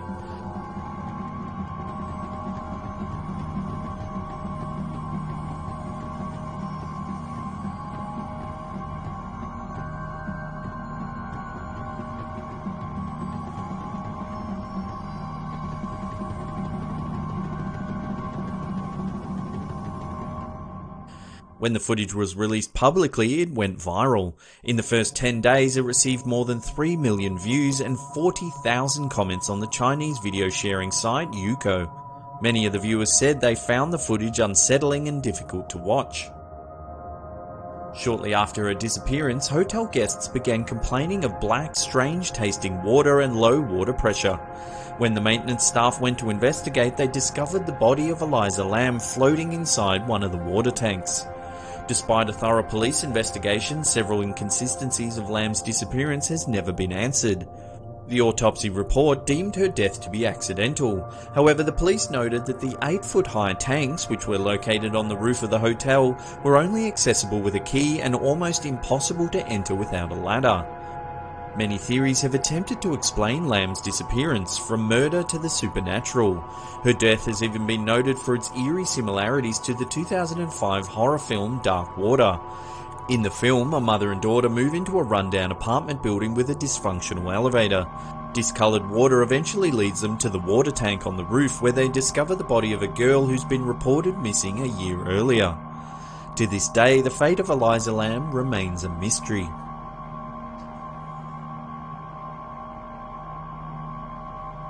This mysterious video was taken on a road in Qingtai, China. As the two white vans approach the intersection, something very strange happens. Suddenly, the two vans lift into the air and get pushed backwards, almost as though a very strong gust of wind picks them up and shakes them out. What could have happened to these vans? What sort of strange force has the power to lift two vans into the air with such ease?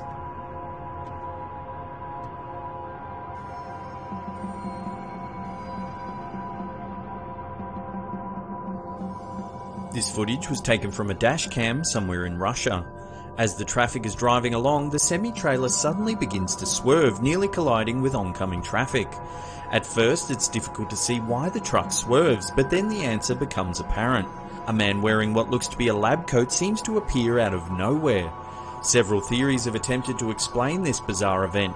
It's been suggested that the man could be a scientist from the future who miscalculated a time travel teleportation. If you look closely, however, you can actually see the man crossing the road in front of the truck. What is difficult to explain, however, is the relaxed and almost robotic reaction the man has after his near-fatal miss. He simply turns, puts his hands in his lab coat pockets and calmly walks off down the road. Why was this man attempting to cross the road in the first place? There seems to be nothing but empty fields on the other side. What do you think is happening in this video? We'd love to get your opinion. Let us know in the comments section below.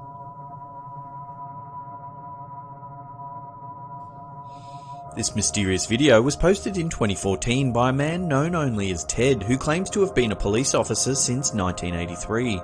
After responding to a domestic disturbance in Delray, Detroit, Ted says he heard some strange noises coming from a neighbouring house, so he decided to take a closer look. As he approaches the house, which appears to be burnt out and abandoned, the officer pans the camera towards an old newspaper clipping before calling out to see if anyone's inside.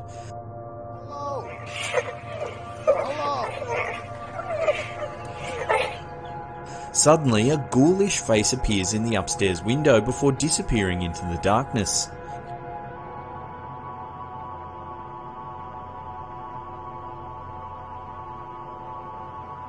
It's later revealed in the video that the article that the police officer found was about a woman named Rose Verez, who was known as the Witch of Del Rey. Verez was thought to have murdered up to 12 men in the 1930s, however her neighbours were too scared to testify against her because they believed she had supernatural powers that could make their children sick. Could the ghostly face that the police officer saw in the window of this burnt out old house be that of the infamous Del Rey Witch?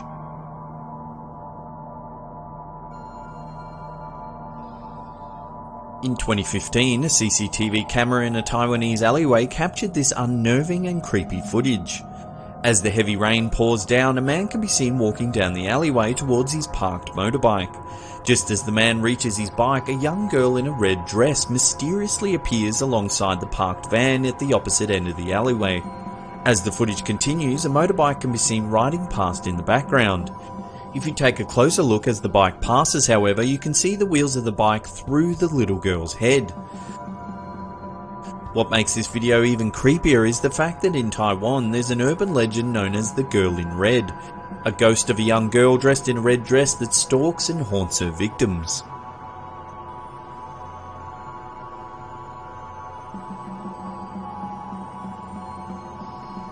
This video was filmed in a hospital in Guadalajara, Mexico. It shows an orderly laughing and joking around for the camera when suddenly a mysterious dark figure walks by the window.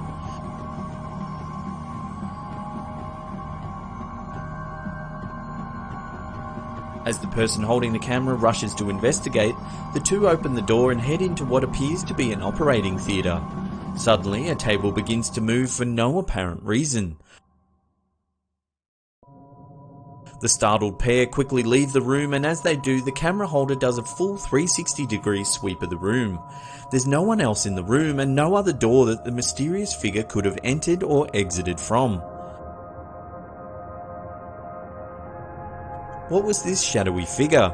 Could it have been the ghost of someone that passed away in this very operating room? In 2015, a floating city appeared in the clouds above Foshan in the Guangdong province of China. It was witnessed by thousands of people, and footage of the mysterious city in the clouds even made the Chinese news.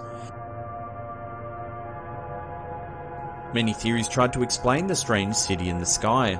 Some said it was part of a top-secret NASA-funded project known as Project Bluebeam, technology that can reportedly project large-scale holograms into the clouds. Others speculated that it could have been a doorway to an alternate reality that opened for just long enough to allow stunned onlookers to get a glimpse of another world. It wasn't the first time a city in the clouds has been spotted either. In 2011, this footage was taken in Huangshan City in China's Anhui province. What do you think these mysterious cities could be? Are they an optical illusion, government testing, or a gateway to another world? Let us know in the comments section below. Well, that's the end of the episode. Thank you so much for watching. Now in the comment section below, let us know which one of these videos you thought was the most mysterious. If you're enjoying our content, hit that thumbs up button, subscribe if you're new. And that's it for me. I'll see you all next time. Pew!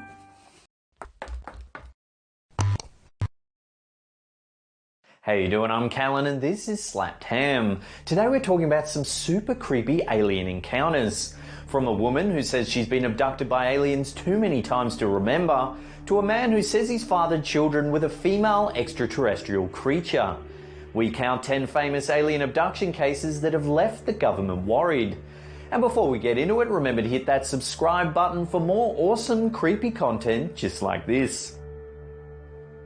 Hilary Porter, a Wales native, has reported that she's been abducted by extraterrestrials on numerous occasions throughout her life. Hilary remembers an incident that occurred when she was just 5. As she was playing in a bush with long grass behind her house, a reptilian-like ET that had black holes for a mouth and nose and scaly skin appeared. She describes it as being exceptionally strong and standing over 5 feet tall. The creature then proceeded to grab her and carry her to a disc-shaped ship. Hilary was then stripped bare and put upon a bed where the ET began prodding her with a variety of instruments. It was at this moment that Porter blacked out. Many years later, Hilary was driving with her husband when they suddenly arrived at a garage. Neither of them remember how they got there. Later that day, as she was undressing, she noticed a triangular red suction mark on her belly. After being abducted countless times, Miss Porter claims to regularly suffer from migraines, as well as waking up with bloodstains on her clothes and bruises and scratches on her body at various times. Hillary, who has even worked for the Ministry of Defence, has recreated images from her memories of these extraterrestrials. She also claims of being able to communicate with these beings telepathically, and that their purpose of visiting Earth is to collect human genetic material. On September 19, 1961, an American couple, Betty and Barney Hill, claimed to have been abducted by aliens. Their detailed accounts would become known as the flagship case of alien encounters. It all began on their way home to New Hampshire from visiting Niagara Falls. While driving down Route 3, Betty noticed a strange light in the sky. At first, she thought it must have been a falling star, only it began to move erratically in different directions. After watching the strange light for some time, the couple pulled over just south of Twin Mountain so they could take a better look. Betty examined the bright light with a pair of binoculars, and what she saw was a spinning disc with what appeared to be windows running its length. At first, they thought it was simply an airliner, but the craft suddenly descended in their direction with bright flashing lights. The couple returned to their car and drove to a nearby mountain pass, Franconian Notch. For some time they watched the object as it flew back and forth across the night sky, until it suddenly descended once more and hovered just above the car. Barney slammed on his brakes and exited the vehicle. He could see 8 to 11 humanoid figures peering out of the windows of the craft. Barney claims that one of the beings communicated with him, "Stay where you are and keep looking," as a long structure lowered from the hull of the craft. Barney ran back to the car hysterically shouting, "They're going to capture us." The couple drove off at high speed, but the sky suddenly became black and empty. Almost immediately, the couple could hear a strange rhythmic beep or buzzing sound surround the car. It bounced off the car and left Betty and Barney with a pulsing, tingling sensation through their bodies before a second wave of beeps took place. The couple noticed they had driven 56 kilometers in just a few minutes. They felt numb and their minds were dull. Upon arriving home in the early hours of the morning, Betty and Barney found that their memories of the previous night were fragmented while having strange impulses. Betty insisted that her luggage be kept at the rear of the house and not in the usual spot. Barney felt the urge to examine his genitals over and over. Their watches stopped giving time. Mysterious concentric circles were found on their car that would send compasses into a spin. Betty found one of her dresses to be irreparably damaged, covered in a strange pink powder. However, she placed the clothing on the line and the pink powder blew away. The clothes were subjected to tests from 5 independent laboratories. On September 21, Betty phoned Pease Air Force Base to report the UFO incident. She was interviewed by Major Paul W. Henderson, who would file a report stating that the Hills had misidentified Jupiter. The report was later changed a number of times from optical condition to inversion and finally insufficient data. The couple would later go on to try hypnosis in an attempt to unlock the blurry memories of the encounter. They were referred by psychiatrist Dr. Stevens to hypnotist Benjamin Simon of Boston. Barney's hypnotherapy sessions revealed memories of being taken aboard a craft and getting examined by 3 humanoid figures. Under the hypnosis, Barney said things like, "Oh, those eyes, they're there in my brain, and I was told to close my eyes because I saw 2 eyes coming close to mine, and it felt like the eyes had pushed into my eyes." Barney described a dome-shaped object placed over his genitals to retrieve a sperm sample. A long tube was inserted into his anus, his skin was scraped. The humanoid examiners studied his ears, hair, and teeth. One seemed to be counting the vertebrae of Barney's spine. The beings seemed to be communicating through telepathy, and a strange and unknown language was heard by Barney several times during the encounter. Betty's sessions were remarkably similar to Barney's, with many matching and telling details. She showed considerable emotional stress during one of the sessions, which had to be ended early due to anxiety. During one session, Betty recalled a star map that had been shown during the abduction. Dr. Simon suggested she recreate the star map as a way of processing her memories more clearly. She drew the map and explained that the long solid lines were trade routes, while the dotted lines were stars less visited. Local newspapers broke the story to the public, with the Boston Traveler boasting the front page headline, "UFO Chiller, Did They Seize Couple?" In 1966, writer John G. Fuller, with the aid of the Hills and Dr. Simon, wrote a book detailing the abduction called The Interrupted Journey, which became a huge success. The book featured Betty's famous star map. The encounter has since been a constant fuel for fascination in the media.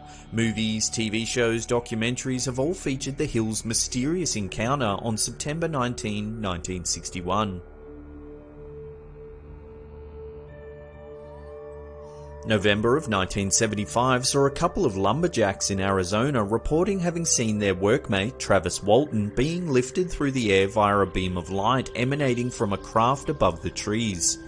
Even though the lumberjacks reported Travis as missing, the police suspected that his colleagues had murdered him and disposed of his body. Nevertheless, Travis appeared 5 days later, claiming that he had been captured by aliens.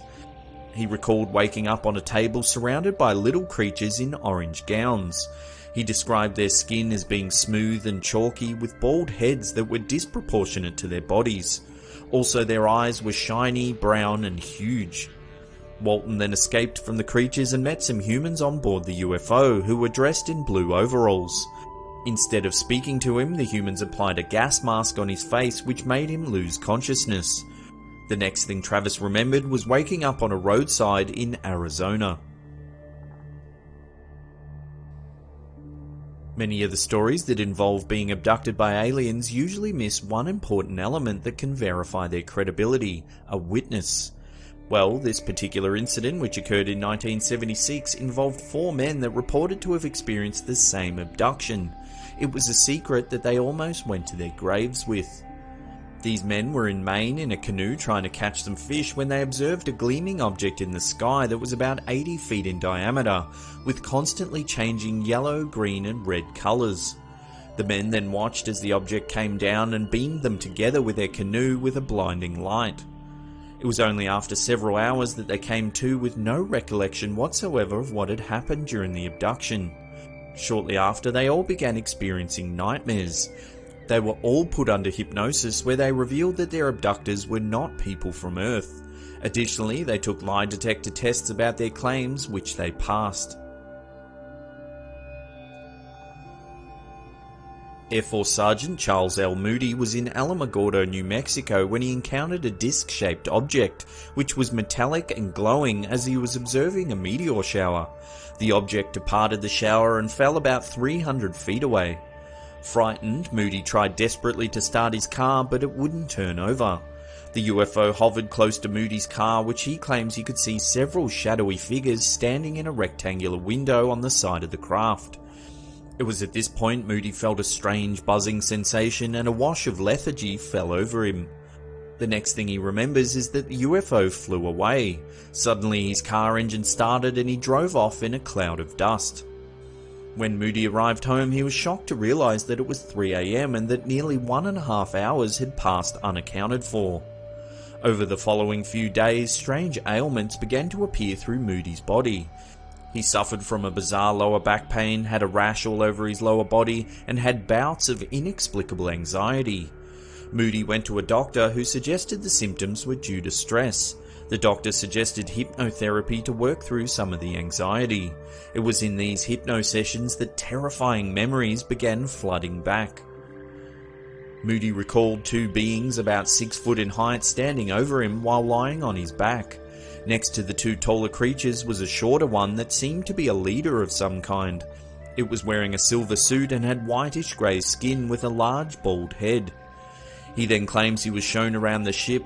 The aliens showed Moody something they referred to as the drive unit and explained that they were only on a landing craft. The mothership was apparently in orbit some 400 miles away. At this point, the Air Force sergeant was made unconscious again.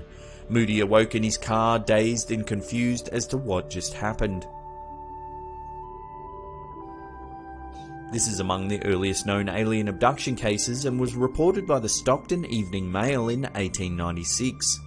Colonel Shaw had been travelling in a horse carriage together with a companion, and they were headed towards Lodi, California.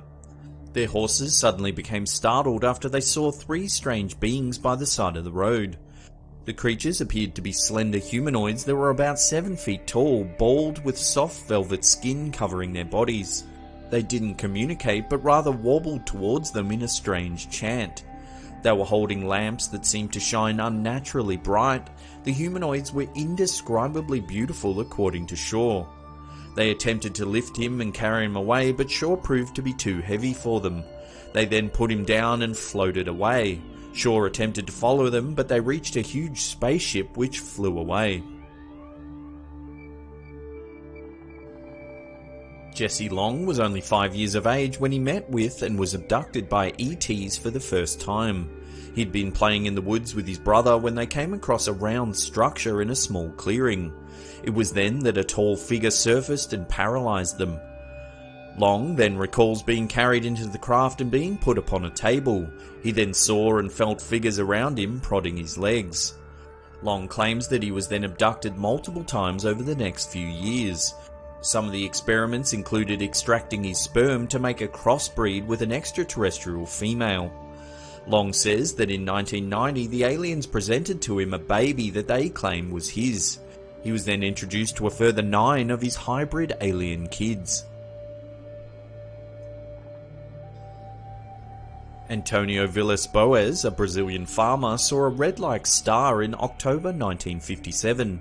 As the light got closer, Boas began making out the shape of a spaceship. It used 3 leg-like structures to land on his field. He attempted to escape in his tractor but was quickly captured by a small humanoid that had blue eyes. Boas says he was taken to the ship and covered with a gel-like substance. He claims to have been forced into having sex with a female creature that had pubic hair which glowed red.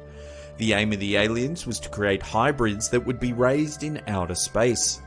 He was then escorted from the craft and arrived on Earth about 4 hours later. Boas had burns on his body and complained of nausea and headaches. Doctors eventually diagnosed him of radiation sickness. Harold Dahl and Fred Chrisman claim they were working as harbour patrolmen near Maury Island when they observed about 6 disc-shaped objects approximately 2,000 feet above their boat.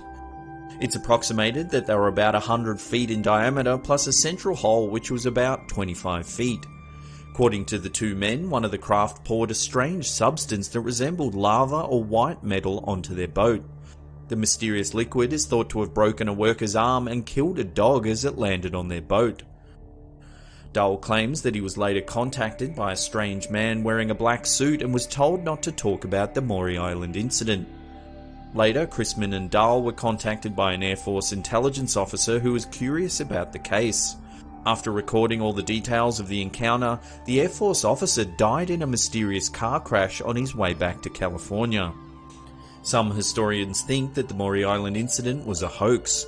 They believe Chrisman and Dahl made the whole thing up in an effort to sell the story for money to a local magazine. Others think the encounter has too many details to be possibly fake. It's now known as one of the most famous alien encounter cases in recorded history. Before we get to the number 1 spot and take a look at one of the most detailed alien abduction cases ever recorded, remember to hit that subscribe button and turn on channel notifications. That way you'll be up to date with all our latest content.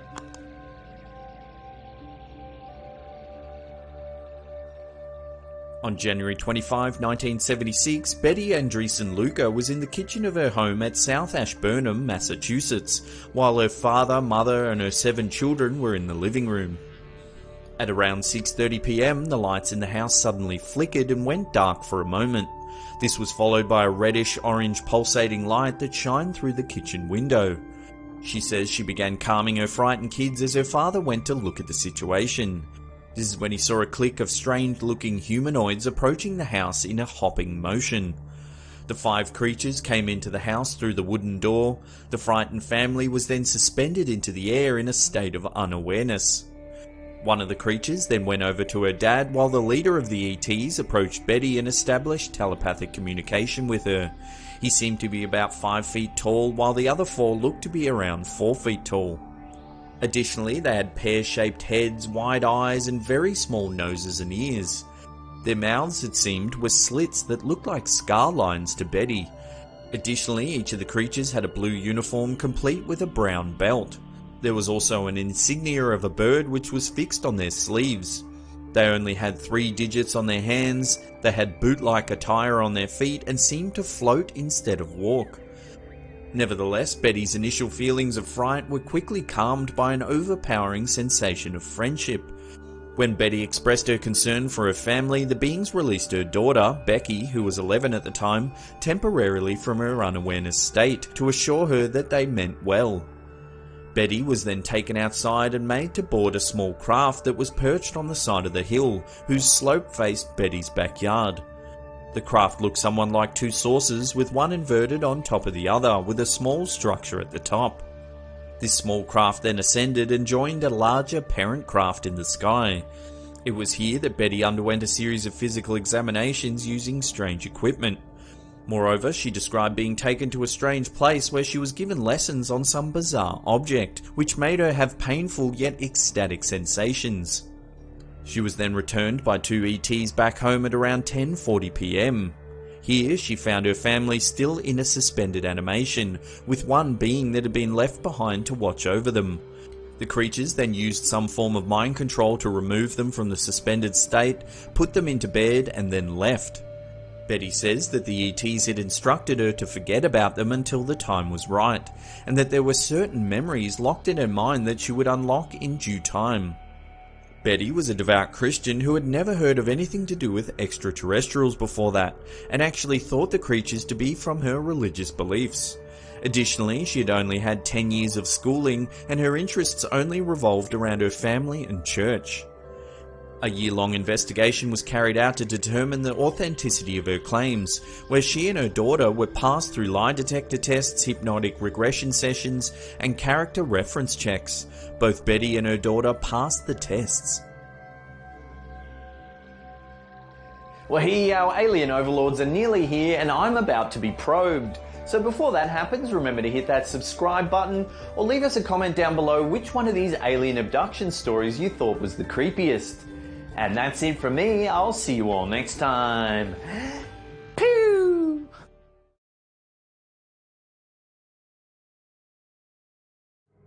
How you doing? I'm Callan and this is Slapped Ham.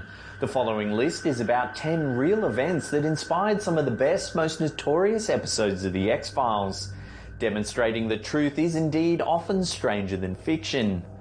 And before we get into it, remember to hit that subscribe button for more awesome, creepy content just like this.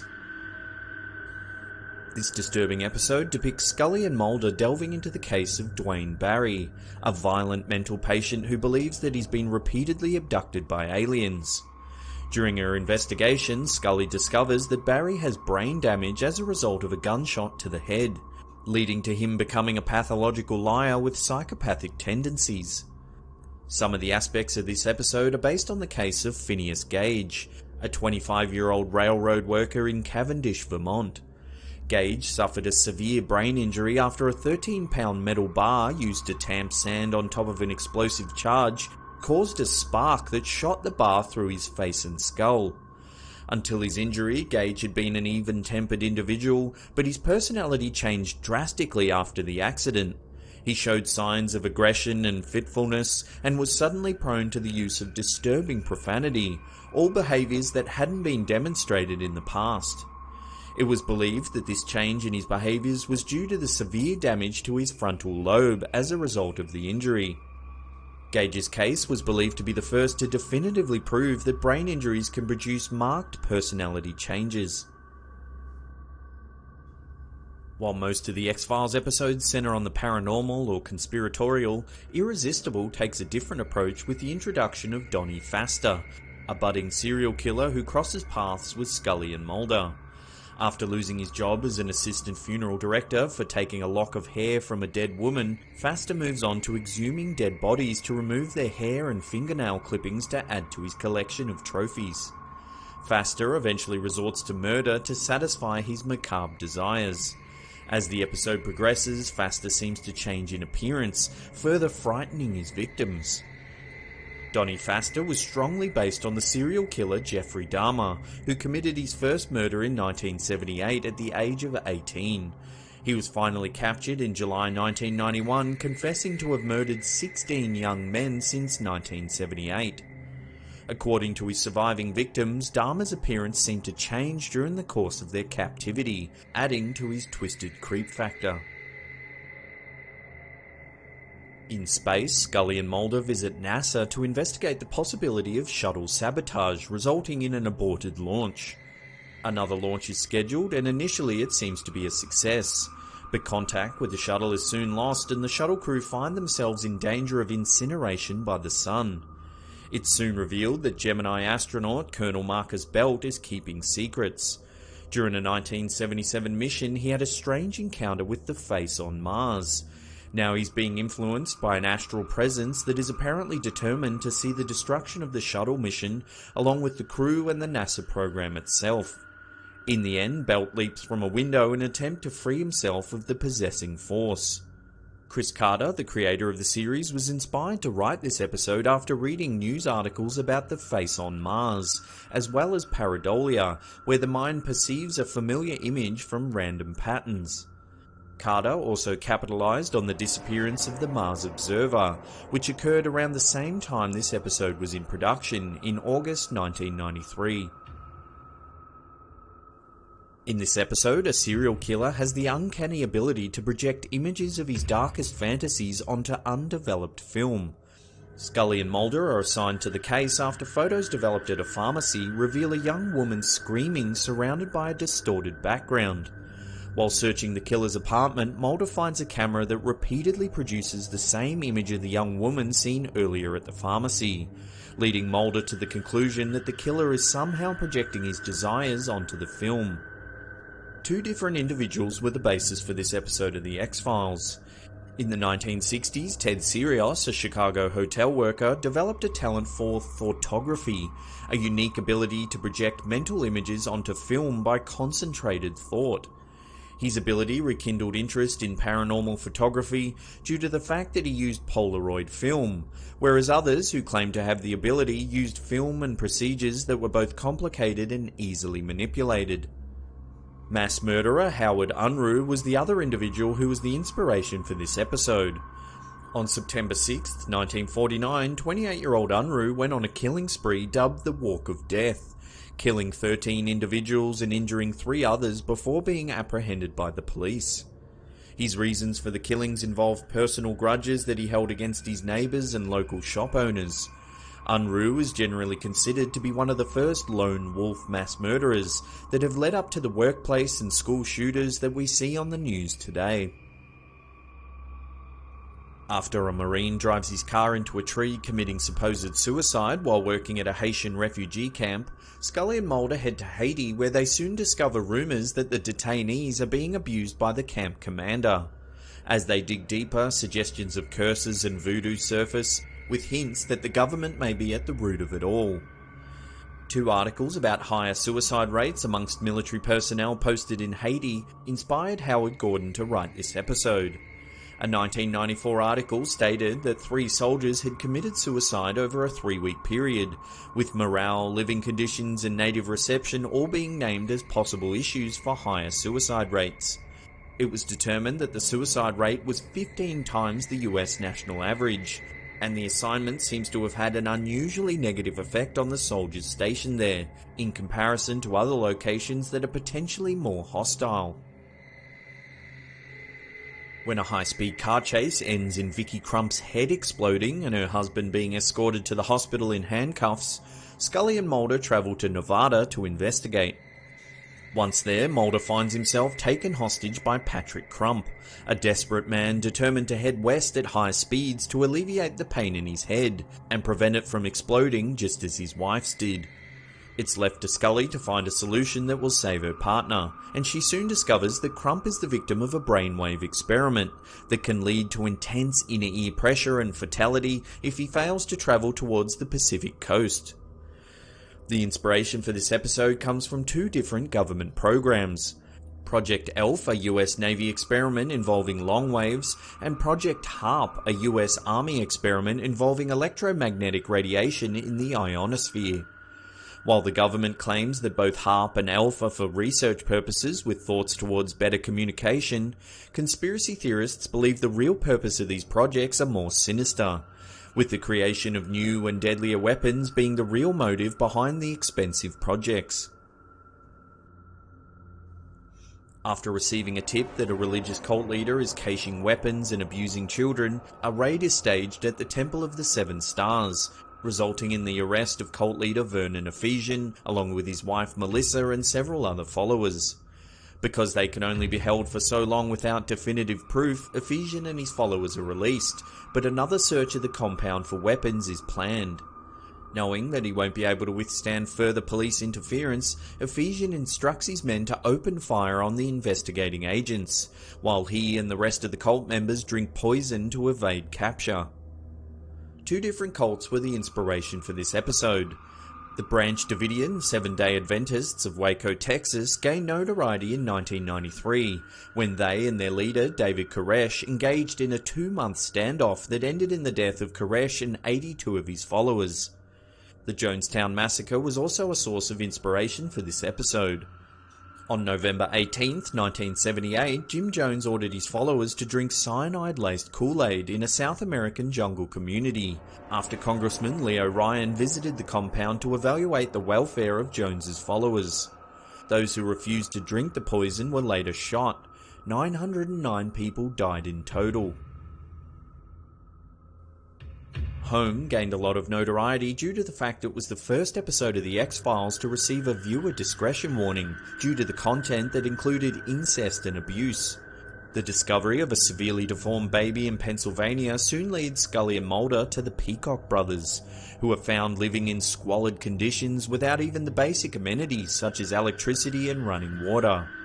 Initially, it's thought that the brothers had kidnapped a woman to father a child, but eventually Scully and Mulder find there's evidence of incest in the family that involves the mother of the Peacock clan. Much of this episode was influenced by the story of the Ward brothers, 4 illiterate brothers who lived on a farm near Syracuse, New York. The Ward brothers lived in unbelievable squalor and were awkward in their behaviour, demonstrating very little in the way of social skills. In 1990, Delbert Ward was accused of killing his brother William while he was sleeping. He was later acquitted due to a lack of evidence. Lucy Householder was kidnapped by a deranged man and held captive in darkness for 5 years before making her escape. Several years later, Scully and Mulder investigate the kidnapping of Amy Jacobs, a young teenager who was kidnapped from her bed much as Lucy had been. During the course of the investigation, it comes to Mulder's attention that while at work, Lucy collapsed and suffered from a nosebleed at the same time that Amy was kidnapped. While Scully thinks that Lucy may have been involved in the kidnapping, especially after it's determined that her nosebleed consisted of an additional blood type that matches Amy's, Mulder is convinced of the woman's innocence and believes that she can help them to find the missing girl. Lucy begins to display spontaneous injuries that coincide with the injuries that Amy is receiving from her kidnapper. It's determined that a psychic link between the two has developed. Ultimately, Lucy gives her life in order to save Amy, an act facilitated by the psychic bond that they shared.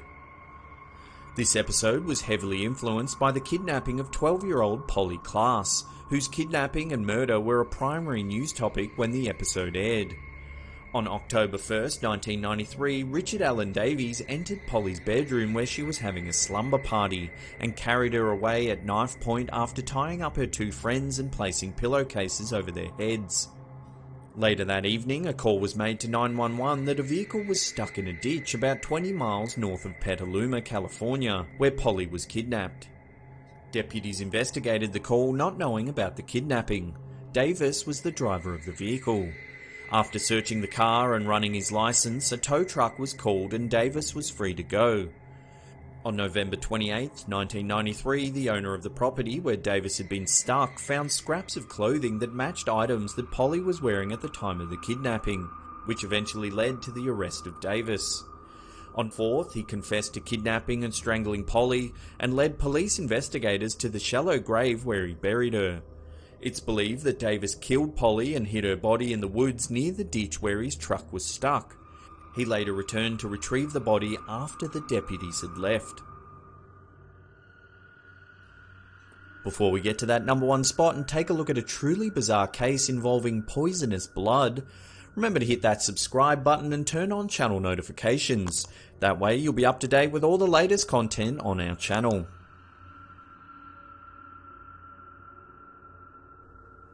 Scully and Mulder investigate the case of Dr. William Sakare, a man who appears to have bled green blood after being shot by the police before disappearing without any other trace. Later, when Sakare is picked up by an ambulance, a poisonous gas is released from his body when paramedics attempt to insert a needle into his chest. It's later determined that Sakare is actually a human-alien hybrid whose blood is toxic to humans. The scene involving the release of poisonous gas from Dr. Sakare was directly inspired by the case of Gloria Ramirez.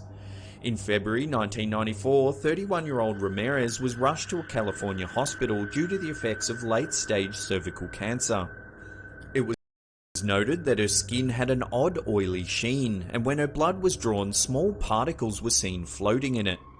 Ramirez also had a fruity, garlicky odour coming from her mouth, and her blood gave off a strong smell of ammonia. Soon after drawing her blood, one nurse fainted while another developed breathing issues. Another nurse also fainted and later awoke without the ability to move her arms or legs. 6 individuals had health issues attributed to working on Ramirez, some requiring hospitalization. Ramirez died a short time later due to her cancer. It was eventually speculated that Ramirez had been using dimethyl sulfoxide as a treatment for her cancer. Defibrillation that she received could have converted it to dimethyl sulfate, which would have been toxic to those exposed to it. While this theory is the most popular one, it's never been definitively proven. Well, that's it for another episode. Thank you so much for watching. Now, in the comments section below, let us know if you're an X-Files fan from way back in the day, and which was your favourite episode. If you're new to our channel and enjoying what you see, slap that upward-facing thumb. It really helps us out. And that's it for me. I'll see you all next time. Pew! Slap.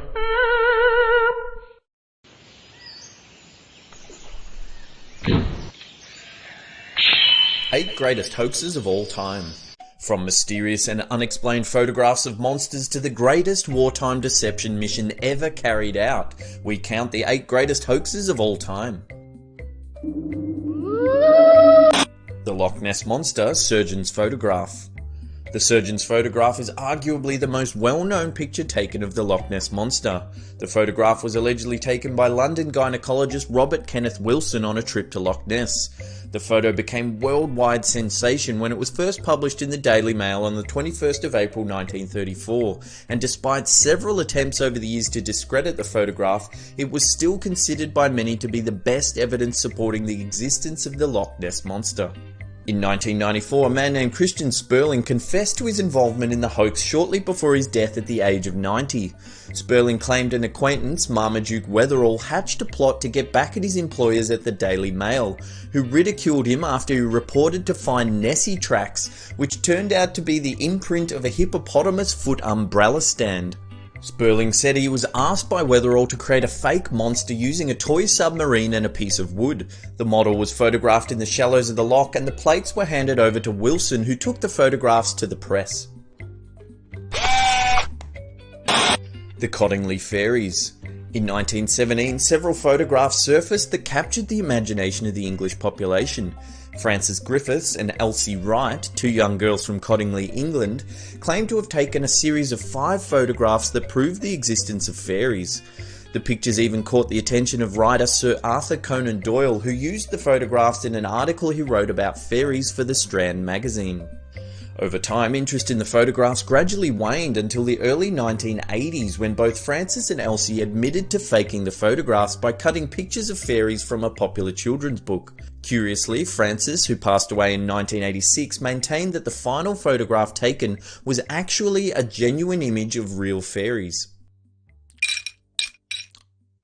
Life on the Moon. In 1835, the New York City newspaper The Sun printed a series of 6 articles detailing life on the moon. The articles claimed that the astronomer John Herschel had used a particularly powerful telescope to witness winged humans living in temples of sapphire, unicorns, and even beavers that walked around on their hind legs. The crazy story was reprinted by newspapers all over the world, and it took 5 years for the author Richard Adams Locke to finally admit that the whole thing was a load of nonsense. Alien autopsy. In the 1990s, entrepreneur Ray Santilli released footage of what he claimed was the autopsy of an alien recovered from Roswell, New Mexico, 1947. The footage gained popularity, and on August 28, 1995, Fox Television released the footage under the title Alien Autopsy: Fact or Fiction. The program featured several opinions of experts including makeup artist Stan Winston and forensic pathologist Cyril Wecht. Despite several of the experts declaring the footage to be fake, some claimed that their testimonies were distorted in the final edit.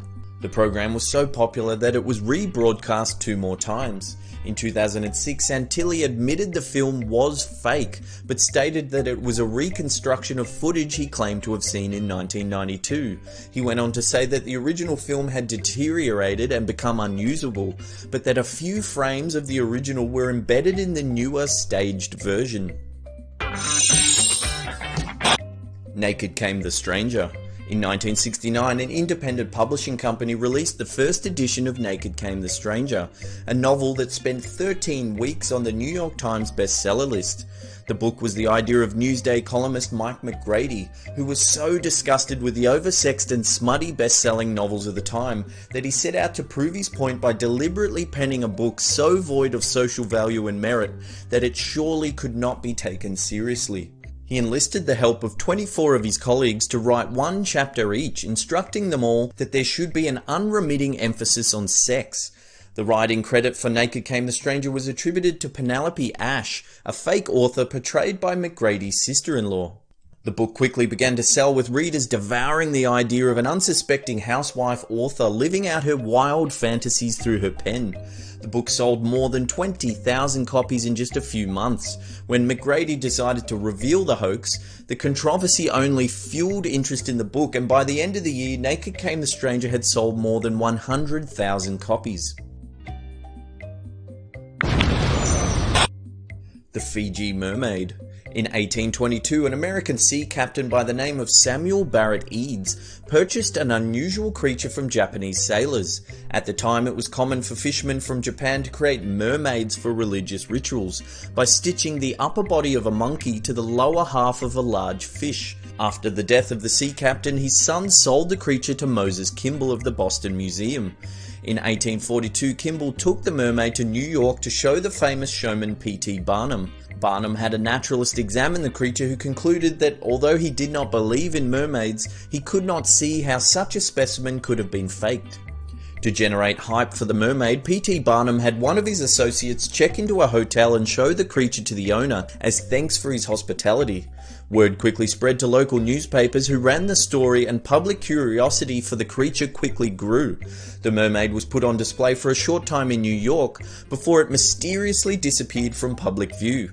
In the 1860s, part of Barnum's museum burnt down, and it was believed that the exhibition was destroyed in the fire.